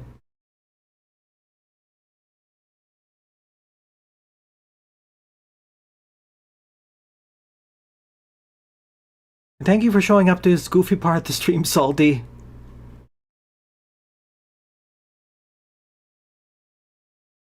Regardless, this seems amazing because you can just include units from different games, and this is why I was reacting the way it was earlier, because,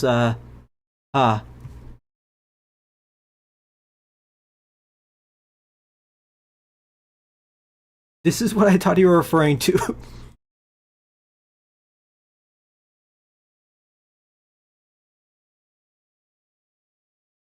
So yeah, apparently I found the wrong game that has a similar title but is also goofy in its own way. Alright, Jaden wants me to cover Symphony of the Night, but changed their mind and they want a different game. So yeah, let me do one more stage while we try figuring out... Okay, that was certainly a bit.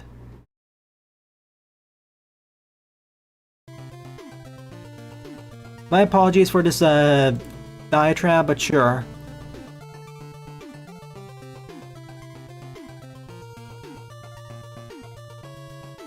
Do you have a birthday request free? Let me... didn't you... I did score with a gun, so technically no. Plus, I know I'm gonna do Bowser's Inside Story later this year. So yeah, my ears will be blessed, but for now I'll cover this next stage. Redux Aroma Man, Aroma Va... 7th up is Redux, Aroma Man, Aroma Alley. By Candy Woman, short and sweet. 41 plays, score 22. aka Mr. Scarday.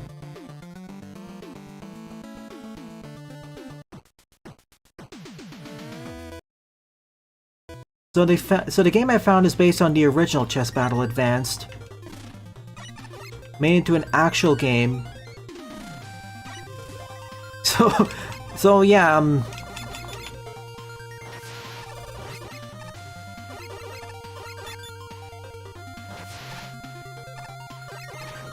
yes. Also, I'm really happy that Mina the Howler has been very successful, so yes, Yaka Games is not dying. We may actually get Shovel Knight Treaty or whatever.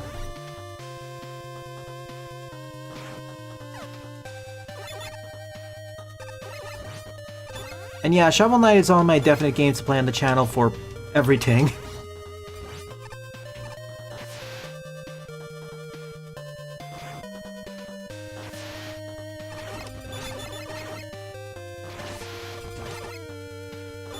I don't think Remastered was exactly necessary, but I'm happy they're doing it.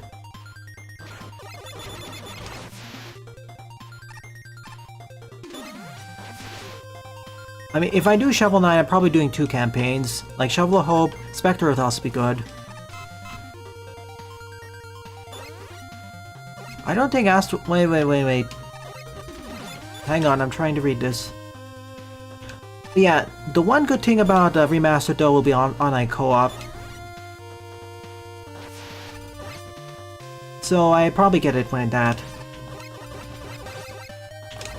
And yeah, of course, I'm doing Undertale and Deltarune for obvious reasons. I'm not going to be streaming Chapter 5, it's too close and I have too many other things to do. But Chapter 6 and 7, probably by then, yes. By then I would have finished Undertale and up to Chapter 5 on stream. Heck, I can even do Yellow.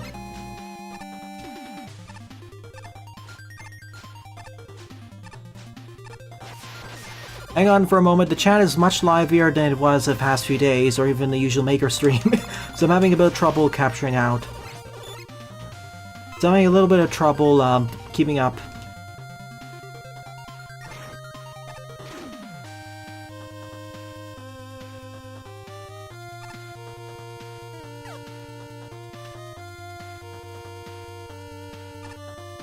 I see.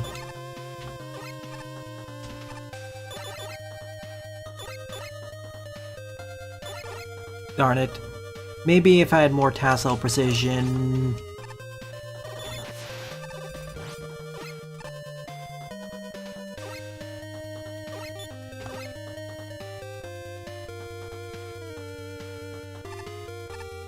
Man, I would love to play Mega Emergency Medical Technician.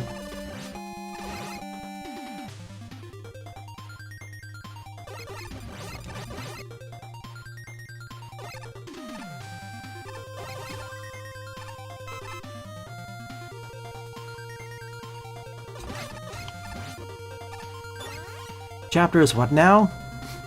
I said what I said.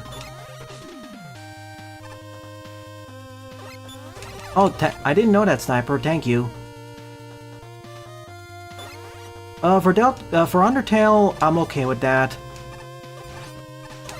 The game's been out for, what is it, 10, 12 years? I'm probably over-exaggerating. So, for spoiler purpose, that has really passed. For Deltarune, though, it's gonna be, okay. When I start streaming Deltarune, by then it would be a few months after Chapter 5 came out, so I can look in chat. But once Chapter 6 comes out and onwards, I'm probably going to be streaming that blind, so yeah, I'm not going to be watching chat for that. I am very well aware of how spoilery chat can become, and I don't want that to be spoiled. Even more so for the quote-unquote final chapter or chapters. I know Trickster Tony and their tricks.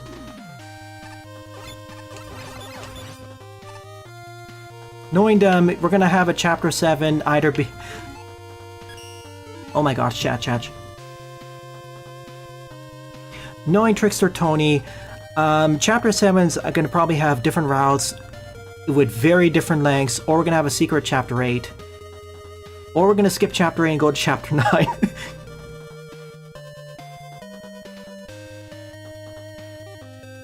Absolutely, Mr. Scarday. That is on my short list of games to play. I functionally double own it. Gravity Circuit, that is.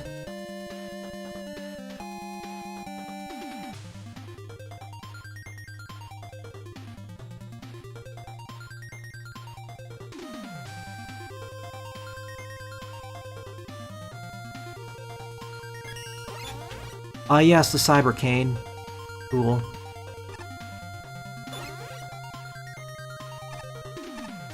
I have a hunch who the Knight's identity is, but it's like, could be 3 different people.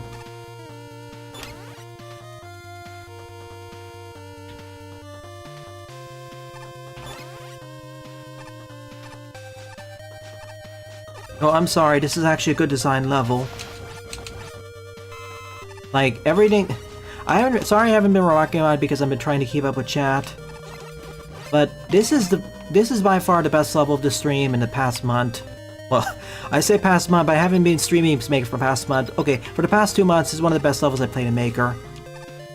Good challenge introduction, escalation, progression, combination, and then the climactic section at the end, which brings almost everything together. Bravo, bravo. But you're already one of the better level designers I played in Maker ever. Like, the best Maker design I could think of was Nicolasse, but they never really did level packs. More like individuals.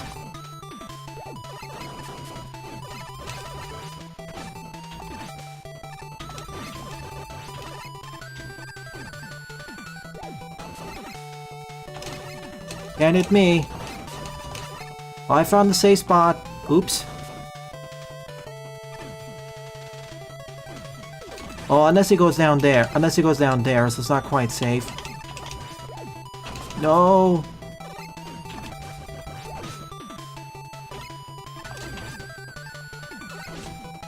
Alright, let's try it again, shall we?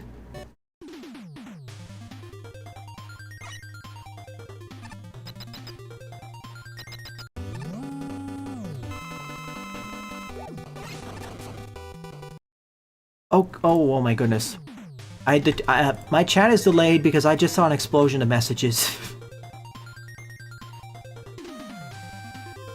Trickster Tony completely ruined my Lament of Innocence playthrough. He will pay.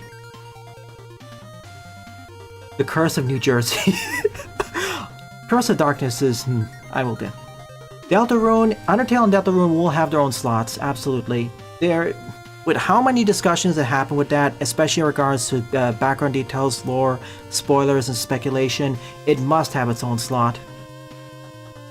Demon Tides, I will get back into once I finish Challenger from the Future. I shelved that for a while because of Mega May. Yeah, Buster. I think I discussed that also earlier somewhere else, but yeah. For Braz did the Bubsy 4D out of commission. And it is surprisingly, well, unsurprisingly, the best game in the Bubsy franchise.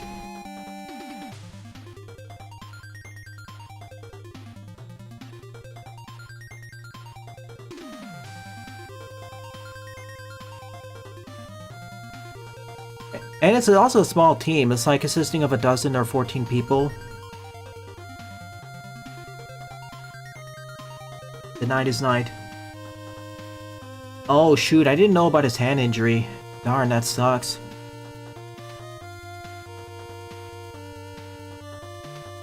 That could be the answer, Buster. Or it could be something like they did with Mike. Or it could be multiple people. Or as you say, it could be nobody.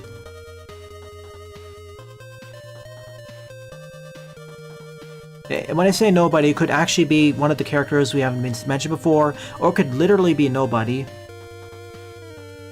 Ah, sure, Daibuman, I have time. Yeah, and better yet, Buster, you may not always get flawless Ws, like even Bubsy has some flaws. Shocking. But at least you don't have to spend hundreds of millions... At least you don't spend hundreds of $1 million on something that may potentially be a flop. Like Atari, from the interview with Atari CEO, they spent at most like 10 or $20 million on Bubsy 4D. I'm exaggerating the numbers a bit. At most, they spent like 10 or $12 million on Bubsy 4D's development. So yeah, that's the other nice thing. You don't overspend and get under-deliver badly, and you don't have to sell like a gajillion copies.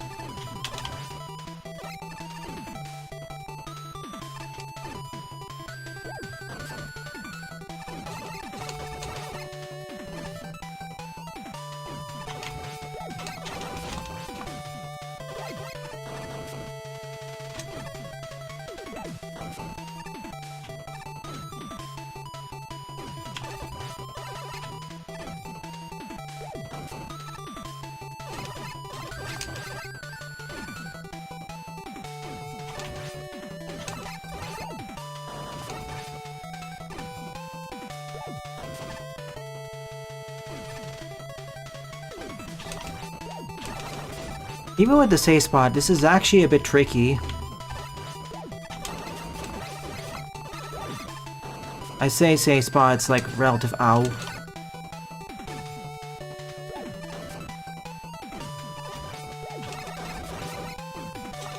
Come on.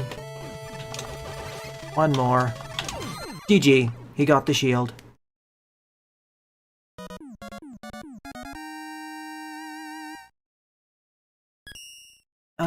Yet another cool kid. I understand the all caps jokes, but can you please stop using all caps like that? I get it. Hang on, Jaden. So yeah, best level of the stream. There may be minor quibbles, but they're more my toss in the level in terms of personal preferences.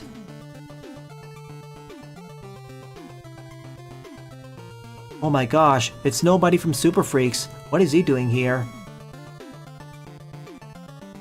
Do I have Astral? Jaden? Astral Ascent was never free. It was never free to claim, specifically. It was only free for a weekend. Oh, hello, old customer. Excuse me?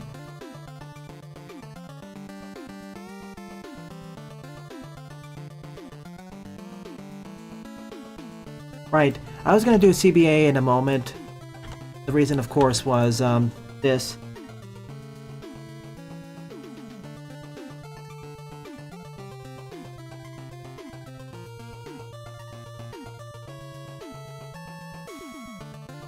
That's fine.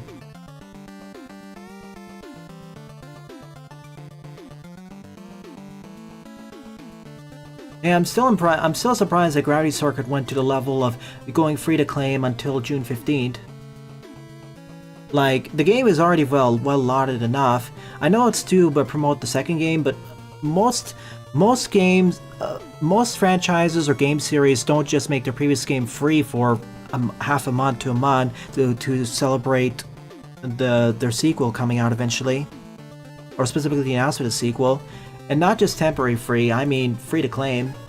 So that's a power move.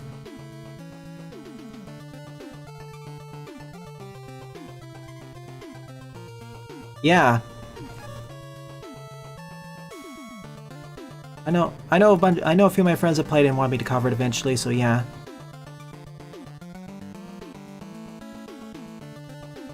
Okay, let me mute this so I can hear it.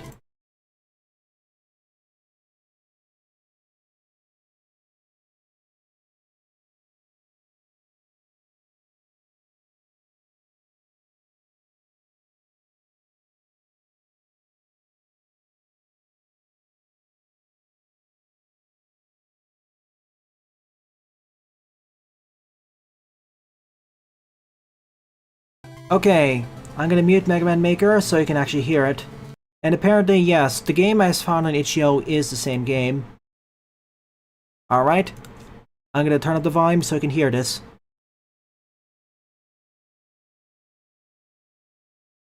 Chess Battle Advanced Team. Chess Battle Advanced. Chess Battle Advanced. Listen to that piano. Chess Battle Advanced. Listen to that voice act. Listen to those vocals. Chess Battle Advanced. Chess Battle Advanced. Chess Battle Advanced. Chess Battle Advanced. Made in RPG Maker 2003. Ear candy.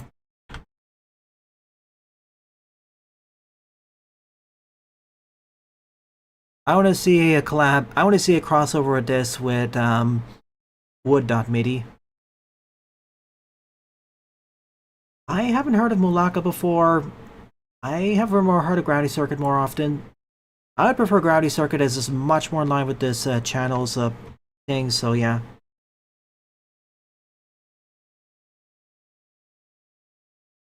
Oh no. Please, no gravity bus. My ears can't handle it. It'll blow up. Let's see, what did I have for stuff?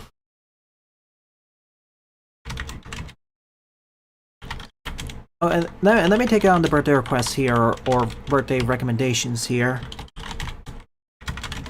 Jaden asked Gravity Circuit. Sylveon, you asked for, what's it, Freedom Planet 2? Buster was Shovel Knight.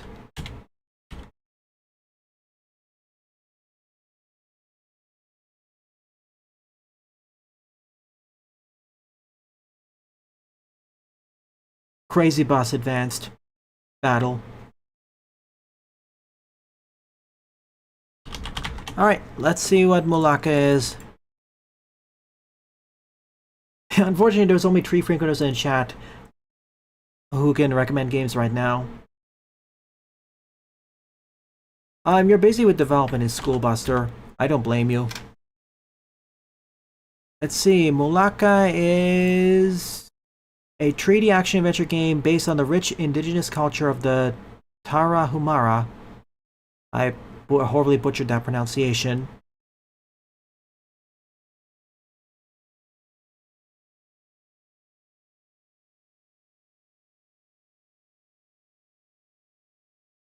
Whoa. I am gonna have to do some graphical modification. It seems like it's overexposed a bit. Looking at the screenshots.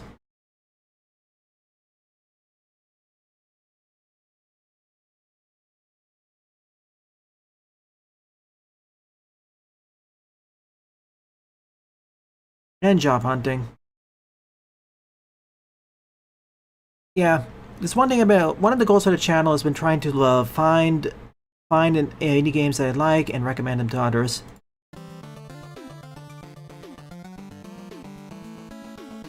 Okay, we're back here. Thank you for listening to my next TED Talk and side quest. Okay, so far I've covered 7 levels, completed 6, sampled 1. The next stop is 8 on the lineup is Burner Man's Factory by Para0, 94 plays and a score of 46. This week with the return, the level quality has been at the very least decent. Well, no, there's no real stinkers. The only level that was kind of was already was one screen anyways, so it's fine.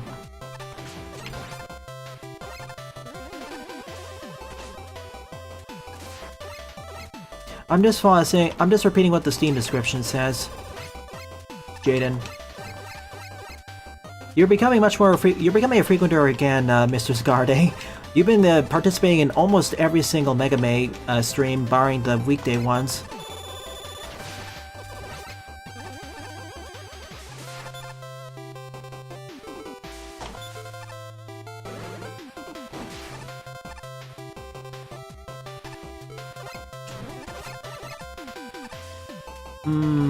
Lava wine.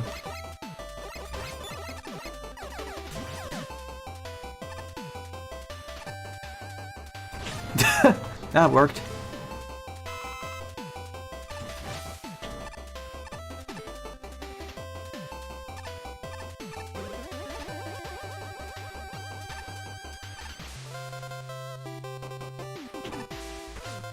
Ooh. Yeah, it's been fun. And they say, could you at least show up for tomorrow's stream as the main coda to the main part of Mega May first? Yes, I know in 2 weeks from 2 weeks following tomorrow I will get the Challenger from the future, but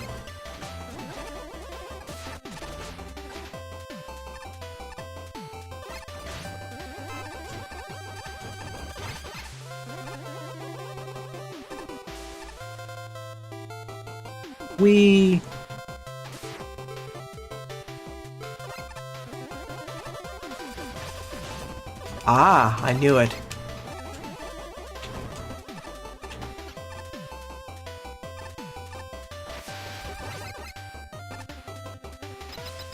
That's perfectly fine.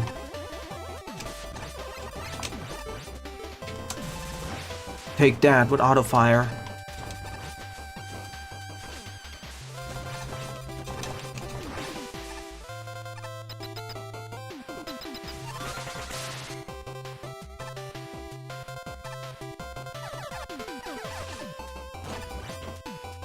Oh, I got my fire and ice weapons now.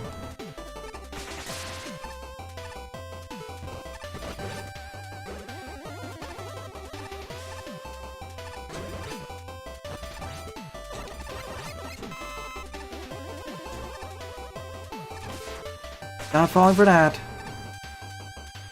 I almost fell for it, actually.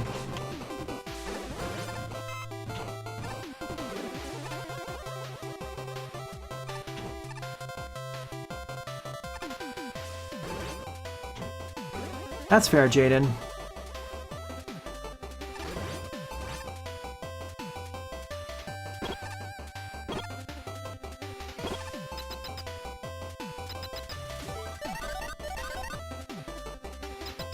Oh no, pretty much everybody who I talked with who has played Challenger from the Future, even for a few minutes, just recommends me to play as Mega Man.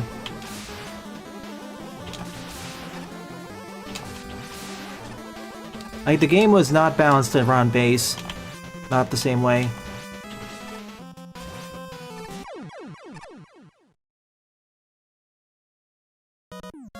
Like, I've talked about how base is kind of easier for Mega Man. Base is kind of easy to play for Mega Man and base, but for base 2, from what I've heard, yeah, Mega Man's better. Way better. Yeah, Mariachi Legends will take a long time. The other game from Mexican developers I do want to cover is also Guacamelee, but that's only going to be in co-op, and right now Joe, Jordan, and the rest of the gang are busy. You know, game development, all that.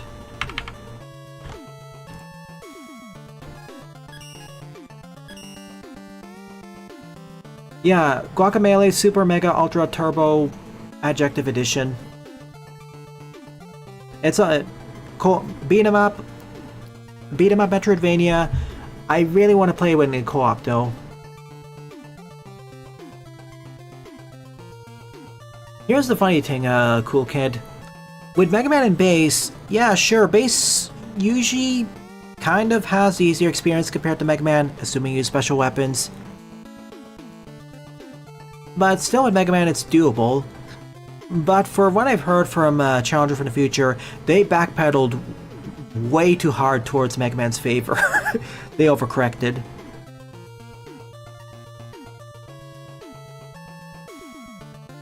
I do wish it had online co-op native.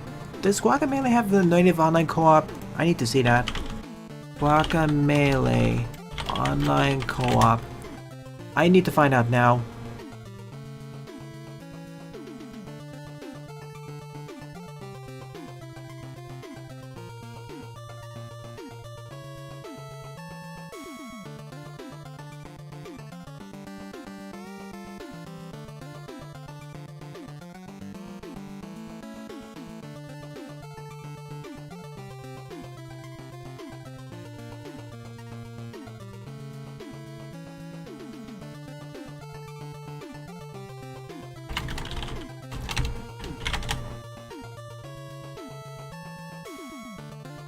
Ah, darn, no online co-op, it's local co-op. Only. Don't worry, I already own the original Guacamelee. Super Turbo Championship Edition. So I'm probably gonna have to parsec it. Not a good idea right now, but when I eventually get that fixed, probably. Hey, I really appreciate services like Steam Remote Play and Parsec, but because of issues with latency and jitter, it's not going to be as good as an online co-op, which already takes into account those things. Like a dedicated online co-op. Okay, 9th up is Dr. Wily Mega Mix No Items. Buy a challenge mode, aka Sniper Joe Lieutenant. 45 plays and a score of 13.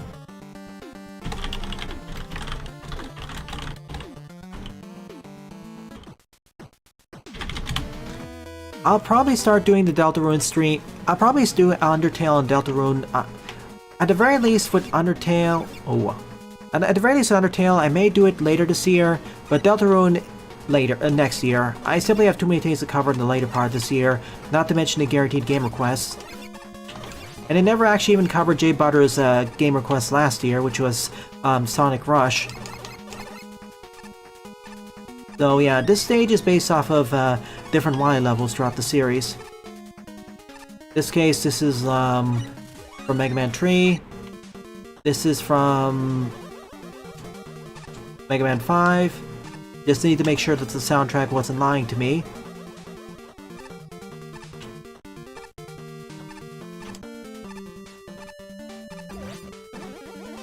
You know, it seems that every time I hear the Wily Fortress theme from 5, they're using the Cernosis version, never the OG one.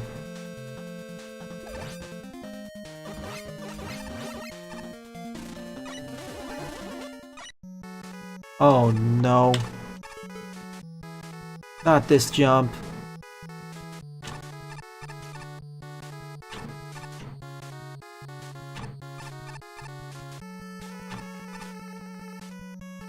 No damage yet. Six times the charm.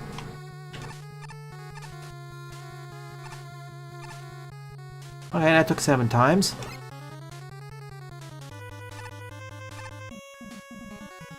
Do I need Magnet Beam for that one area?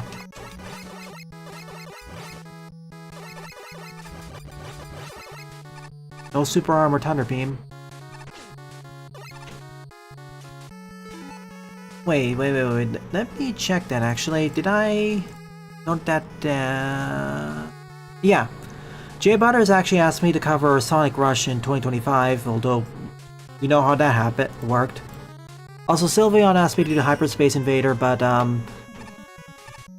ran into the problem of I couldn't actually find that game.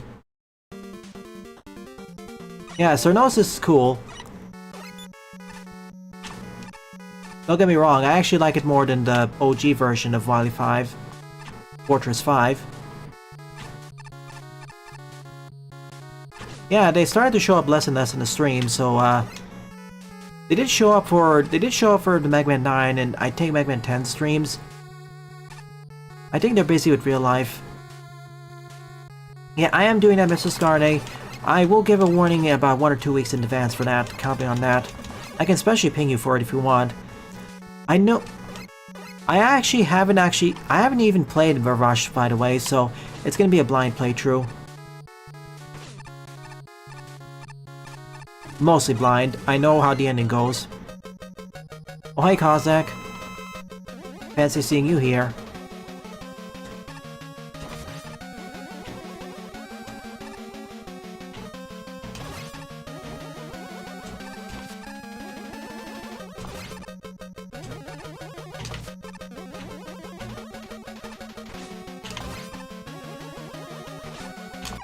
Thank you. Two old men pointing at each other. Hi, Mulroom.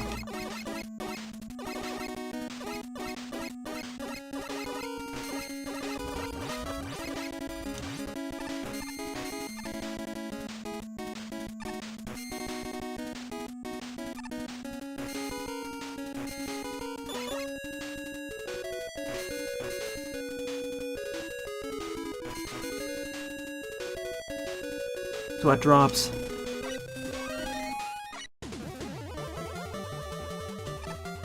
This place.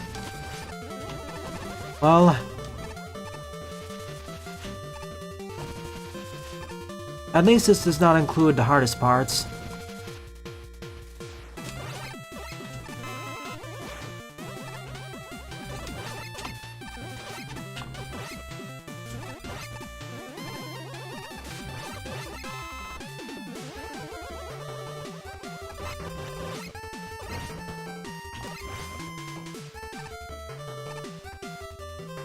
Yeah, Digital Circus gone to Fortnite.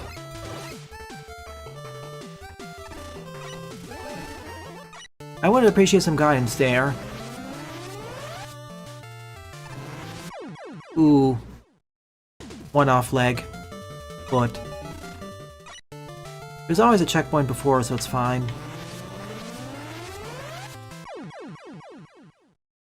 Yeah, dunk Mega Man's head right into the magma beam.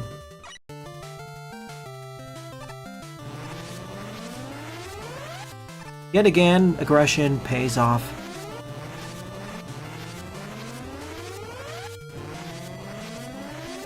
No E-Tank for me. Wait, maybe? Hang on.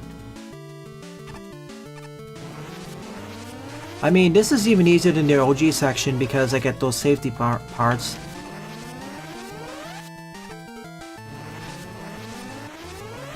Oh.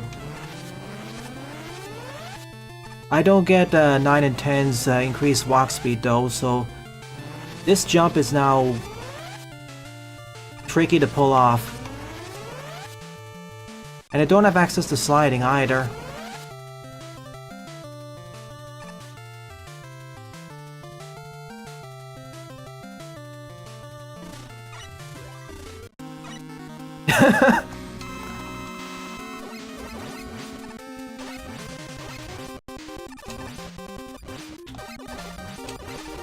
Blue Beam Easy version. Mega Man Ultra, Mega Man Atari D-Make, they showed how to fix it, and this one as well. Also, no reduced graphic for 9 and 10. It is an easier it doesn't include the hardest sections of each fortress, but this is like the challenge mode from Legacy Collection, so normally I criticize levels from just directly reusing sections of stages taken directly from the original games, but when you have a challenge mode like this, like Legacy Collection type, I'm going to hold back on that. Also, I got 2 E-tanks, so...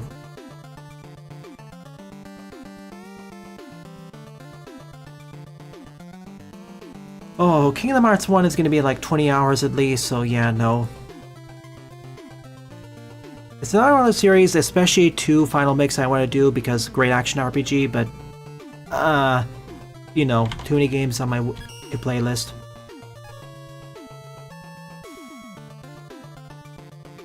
Ooh, this is gonna be interesting. But I'm gonna take a short pause before I continue.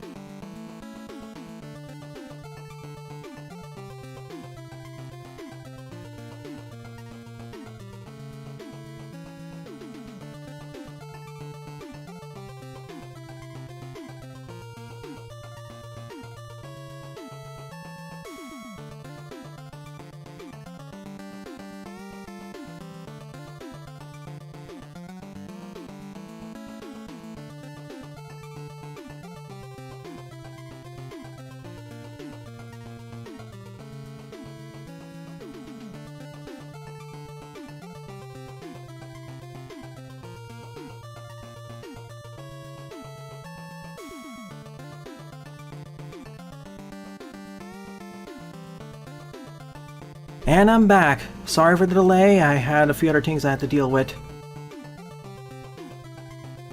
I can stream KH1, but I can't monetize it. Even then I have to be a little bit careful.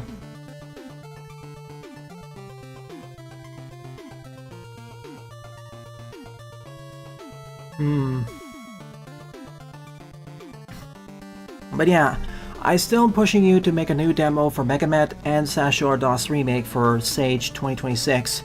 It'd really open up your audience for that. Yes.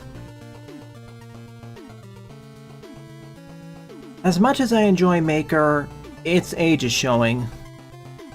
Like I mentioned, it's contemporary with Magmo 2's engine, and its jank also shows. No wonder why we made a completely new custom engine for Magmo 3, because even with the Mega Engine's major leap forward compared to Blanca's engine, it still had its own fair share of issues. Alright, 10th up is MMMLC Synthetic Soul Machine Tower of Dolls by Daibuman. 69 plays and a score of 11. This may or may not be the final stage of the episode. This was originally submitted for the latest Maker level contest.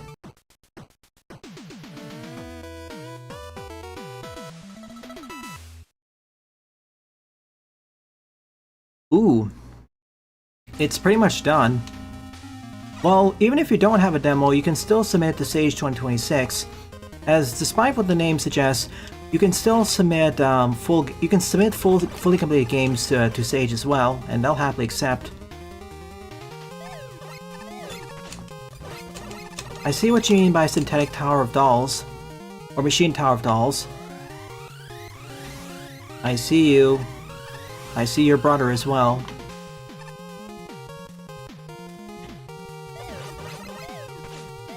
Man, Castlevania is another one of those game series which I probably need to get more into. Maybe. Only had more time.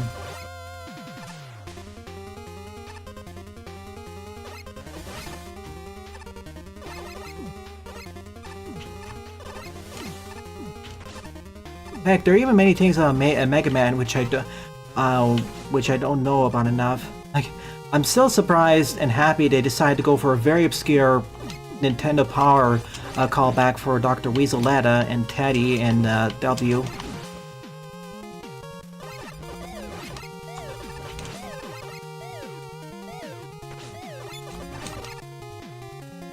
It's coming, not soon though. Well, as long as it comes before the submission deadline of 2026 to Sage, it's fine, I guess. I keep pushing you to get in the deadline because with Sage you'll get a lot of people who aren't just used to Mega Man, so you'll be able to get a better perspective from less skilled players, or Mega Man players who don't follow the usual conventions.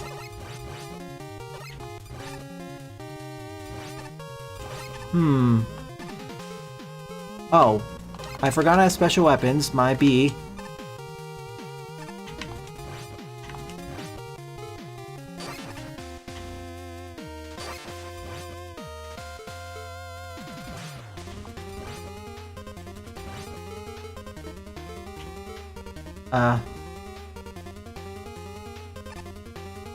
Right, I do need that.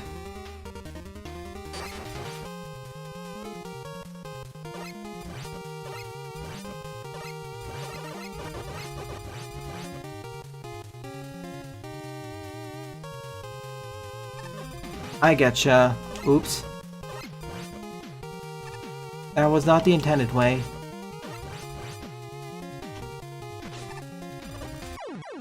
Oh well, we'll do this again. Oh shoot, okay. I want to have a better time, so we're doing it from the get-go.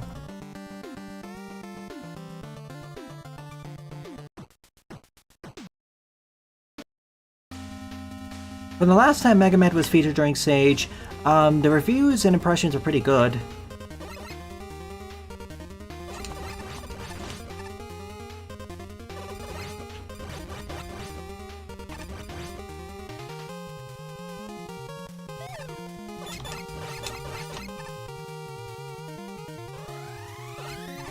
You know, yeah, especially Mega Man already has a good enough reception.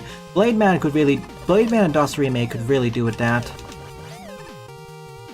Okay, now I get what the game conceded the stages.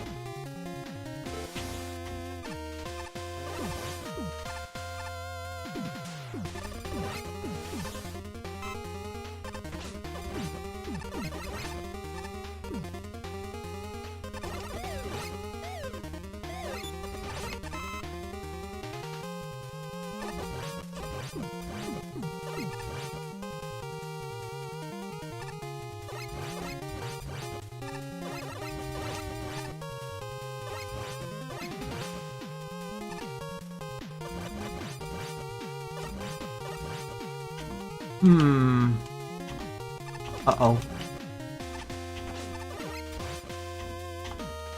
Maybe.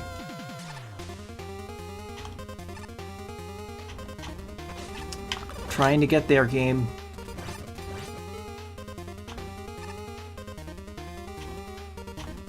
Am I soft locked?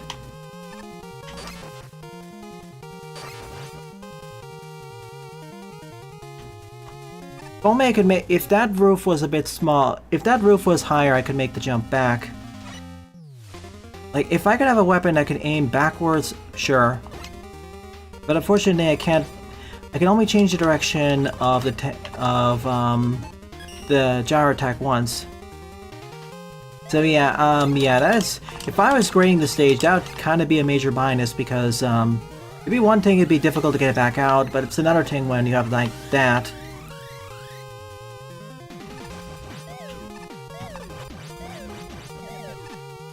I like this idea reiterating on, but the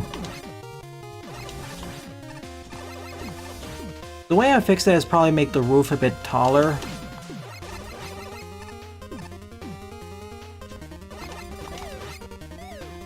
Like, again, it's a cool idea, the execution has some holes in it.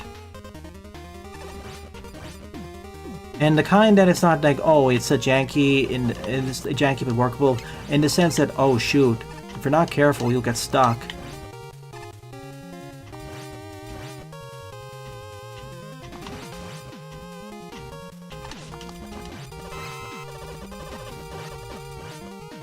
Okay, we made it past the section which I died on 3 times.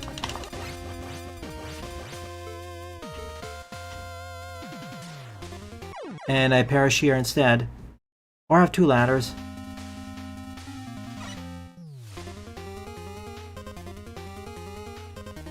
Welp. Okay, I guess we're getting sent back there now.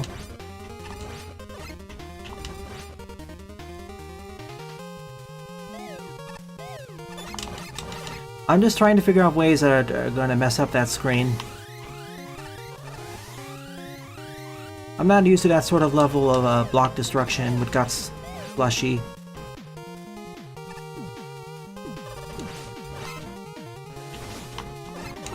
Oh, I wish I had the charge shot. I'm just rushing right now, I don't care about the damage.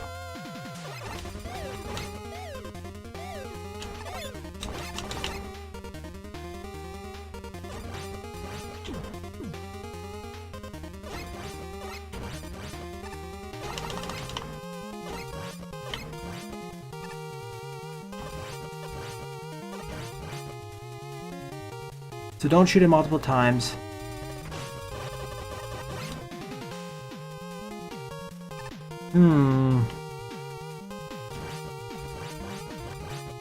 Oh. Okay. I thought I had to repeatedly keep shooting it so I wouldn't get destroy the blocks below. Okay, the way to fix this screen would probably be to place a ladder on the left side so you can reset it.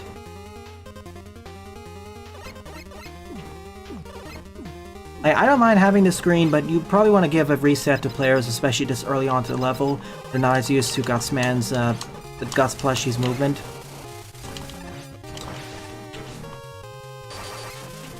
Oops.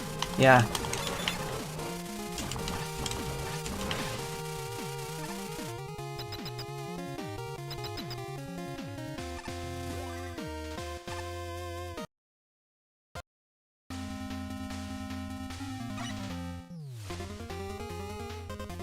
Oh, only the checkpoints respawn. That is, Okay, this one shows that the Iceman can create these temporary ice sleets.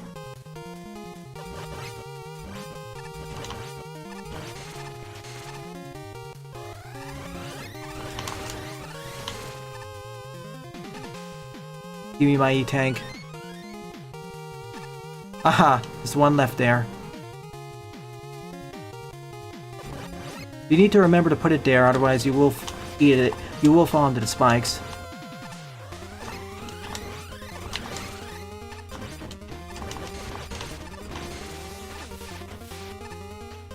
Smart.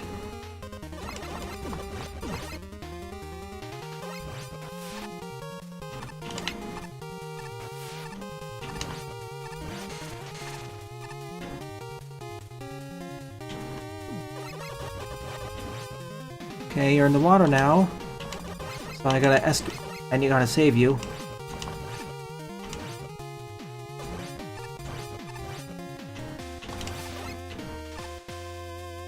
Splendid. So my process for each screen is basically enter the room, find the enemies, destroy them, then engage with the puzzle.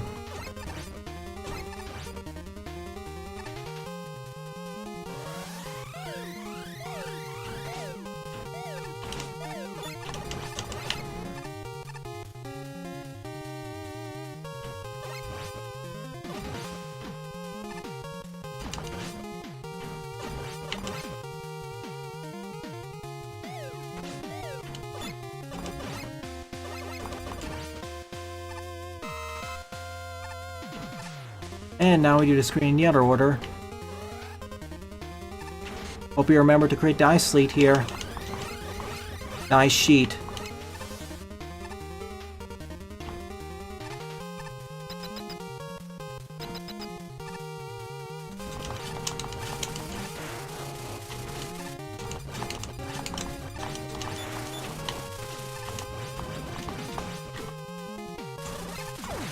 Really? I destroyed the right one, but not the left one?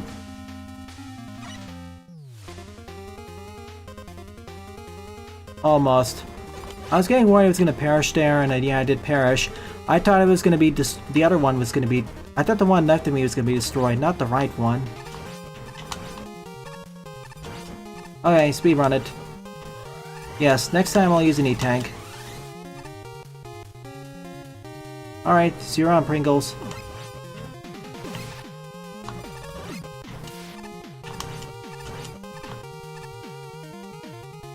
Sure, go right ahead. I think there's an emulator for Legend Network, but if I do cover it for a future Battle Network thing, it's gonna be after... When does Legacy of Network take place, timeline-wise? Or release order-wise, I mean.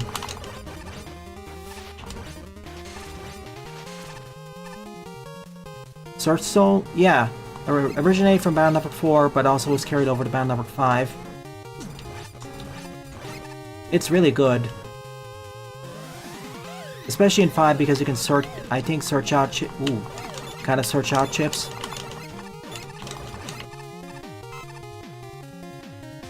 Via the scramble feature. Between 5 and 6 timeline-wise, after 6 release-wise.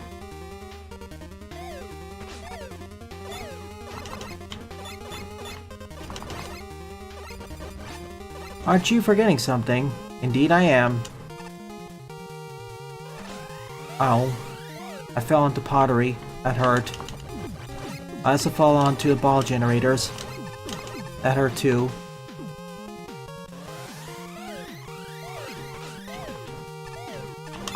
It's not pottery, it's a barrel, but eh.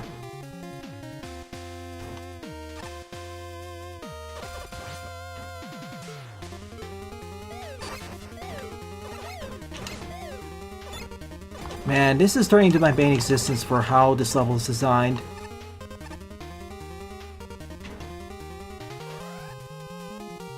Nope, left, left, left.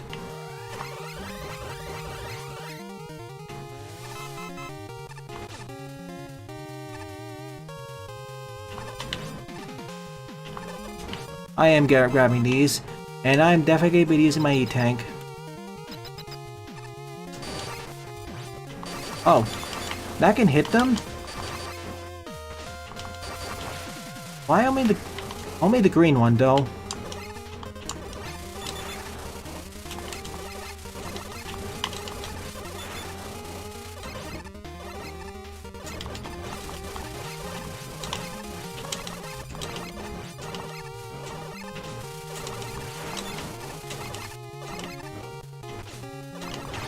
That's it, get me out of here. Ah, yeah, difficult. Definitely a difficult, more difficult level. Honestly, the hardest part, the reason why I'm taking that, it's more from the way the level's designed. It wears me down. This is where the two plushies come together, isn't it?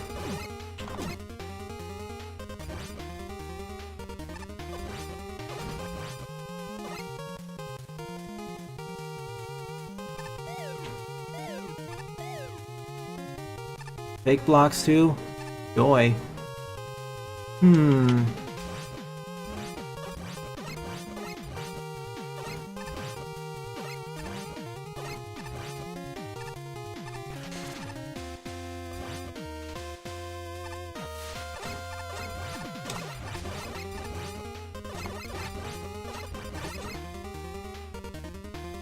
Oh.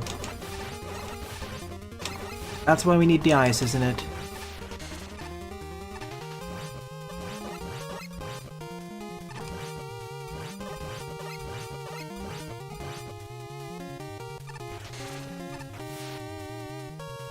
Well, this is the part of the stage where two central mechanics get combined together. In this case, two central plushies.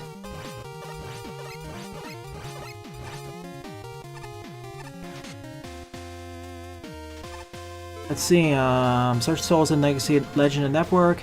It has shuffle, but it's 3 shuffles period, not 3 shuffles every turn.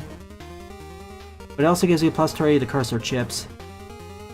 So Searchman chip with Search Soul is like crazy good in that game.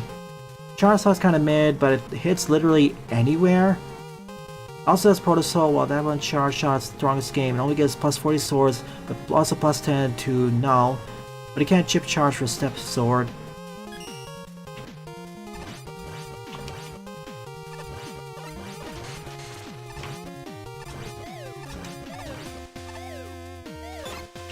This enemy is so much as the bane of my existence. Gutsman, deal with this, please.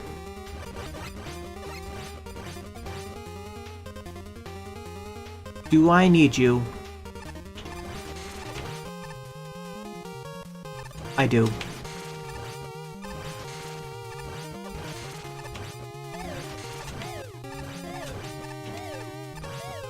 Oh, and if I took you forwards, I could have gotten this M-Tank as well. So, you are rewarding more experienced players. Bravo.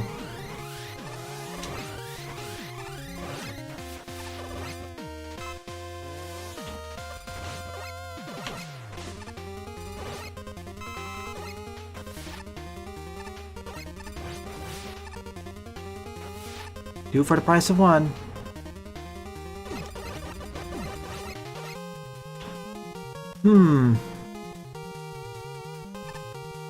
This level is certainly not perfect, and it certainly has some issues. See the first section. But after you get past the first section, it gets a lot better.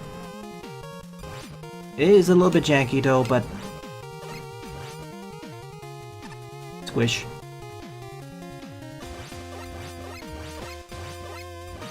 Plus, there are plenty of ways to do it in a more experienced way, and you do offer avenues of that.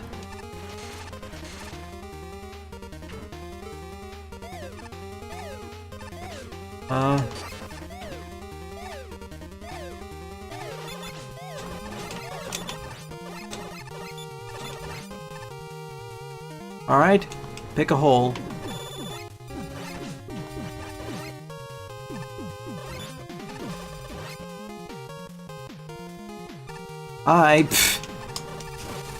We're finding you again.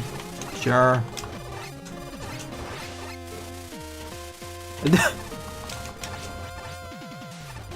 Haha. That's it, I'm out of here. I took too much damage. Bye.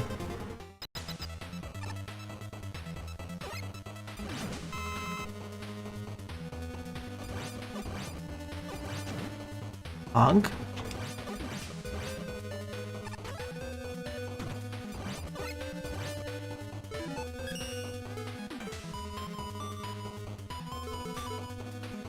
No jar attacker plug ball for me. Wonder why. Hey, I wanted that.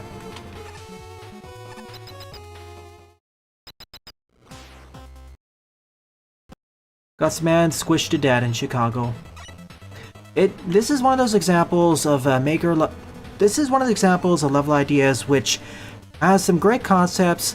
The ideas and implications are very interesting, but the execution has some notable holes in it. It leaves something to be desired. When it works, it provides some ingenious. It provides some somewhat simple but ingenious ideas for level design. For Gutsman breaking the blocks, and Iceman freezing over the water but creating ice sheets. But with Gutsman, you have to take into account how he bounces, and with Iceman, you have to be careful to always follow him. And then later we combine the two in order to get past some challenges.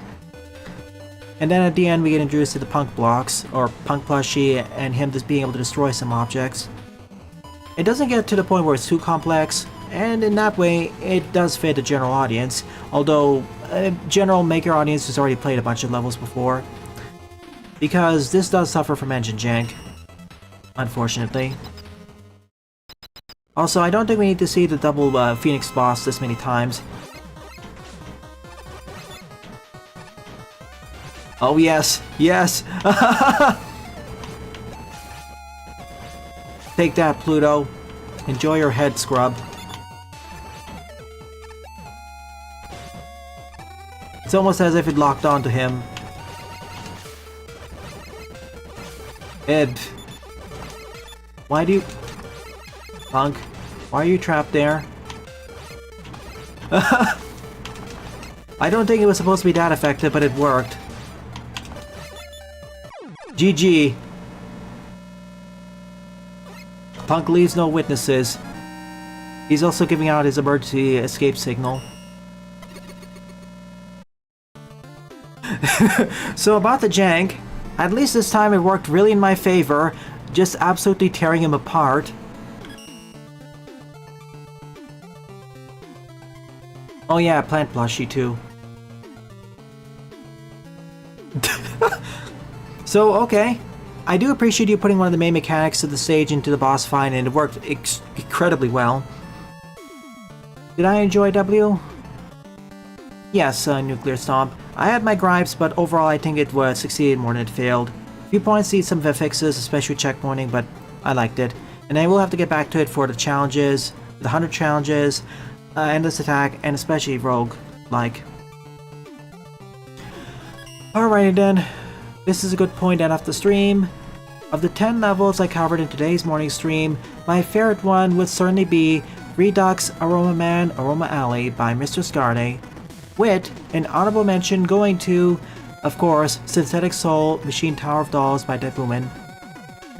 If it had one more soft lock like the one at the start, it would have been Sunflora's level instead, but with the way things are progressing, the whole combination of ideas, even if it's not taken to a sufficient potential or smoothed out, it still worked out fairly well for me. And it never got too complicated either. Like, it wasn't, when I think about it, it wasn't as overwhelming as a few screens in Schnee Palace 1. So there's that.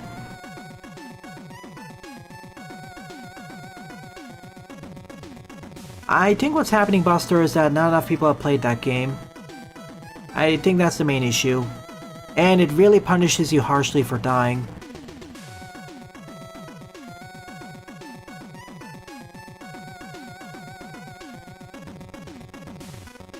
And also, I feel like the people who are playing the game aren't as skilled as the top ranking players. Like, before I leave the stream, I do want to show off that one thing on that.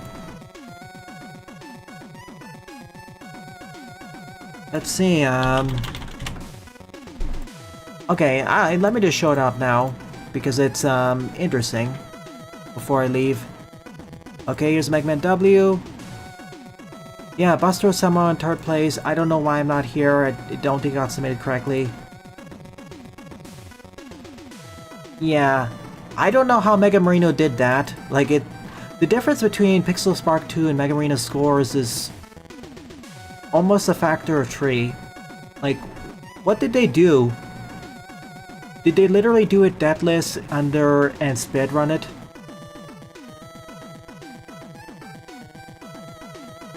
Yeah, if I'm looking at this, it gives me more credence to Buster's point that something maybe borked a bit. It's one thing, I understand, for example, Pixel Spark, Buster, Hondras, Lorenzo, their scores, they're closer to each other, but Marino, yeah, I honestly think that they did speedrun it and did it deathless.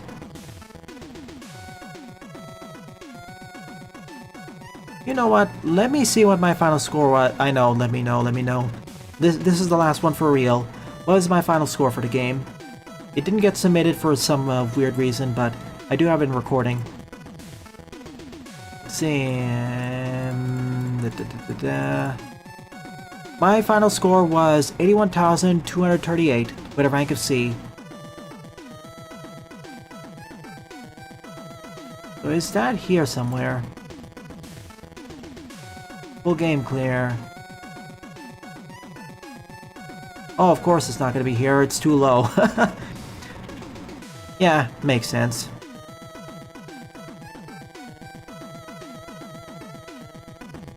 Yeah, Mega Marino is way more dedicated maker Mega Man in general. No wonder he's in first place.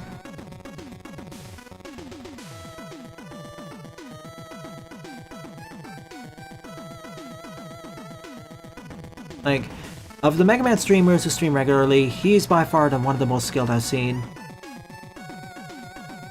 And even if you don't consider him to be that as skilled, that like a super expert player, he's at the very least very dedicated. Incredibly so. In any case, this marks the end of the stream.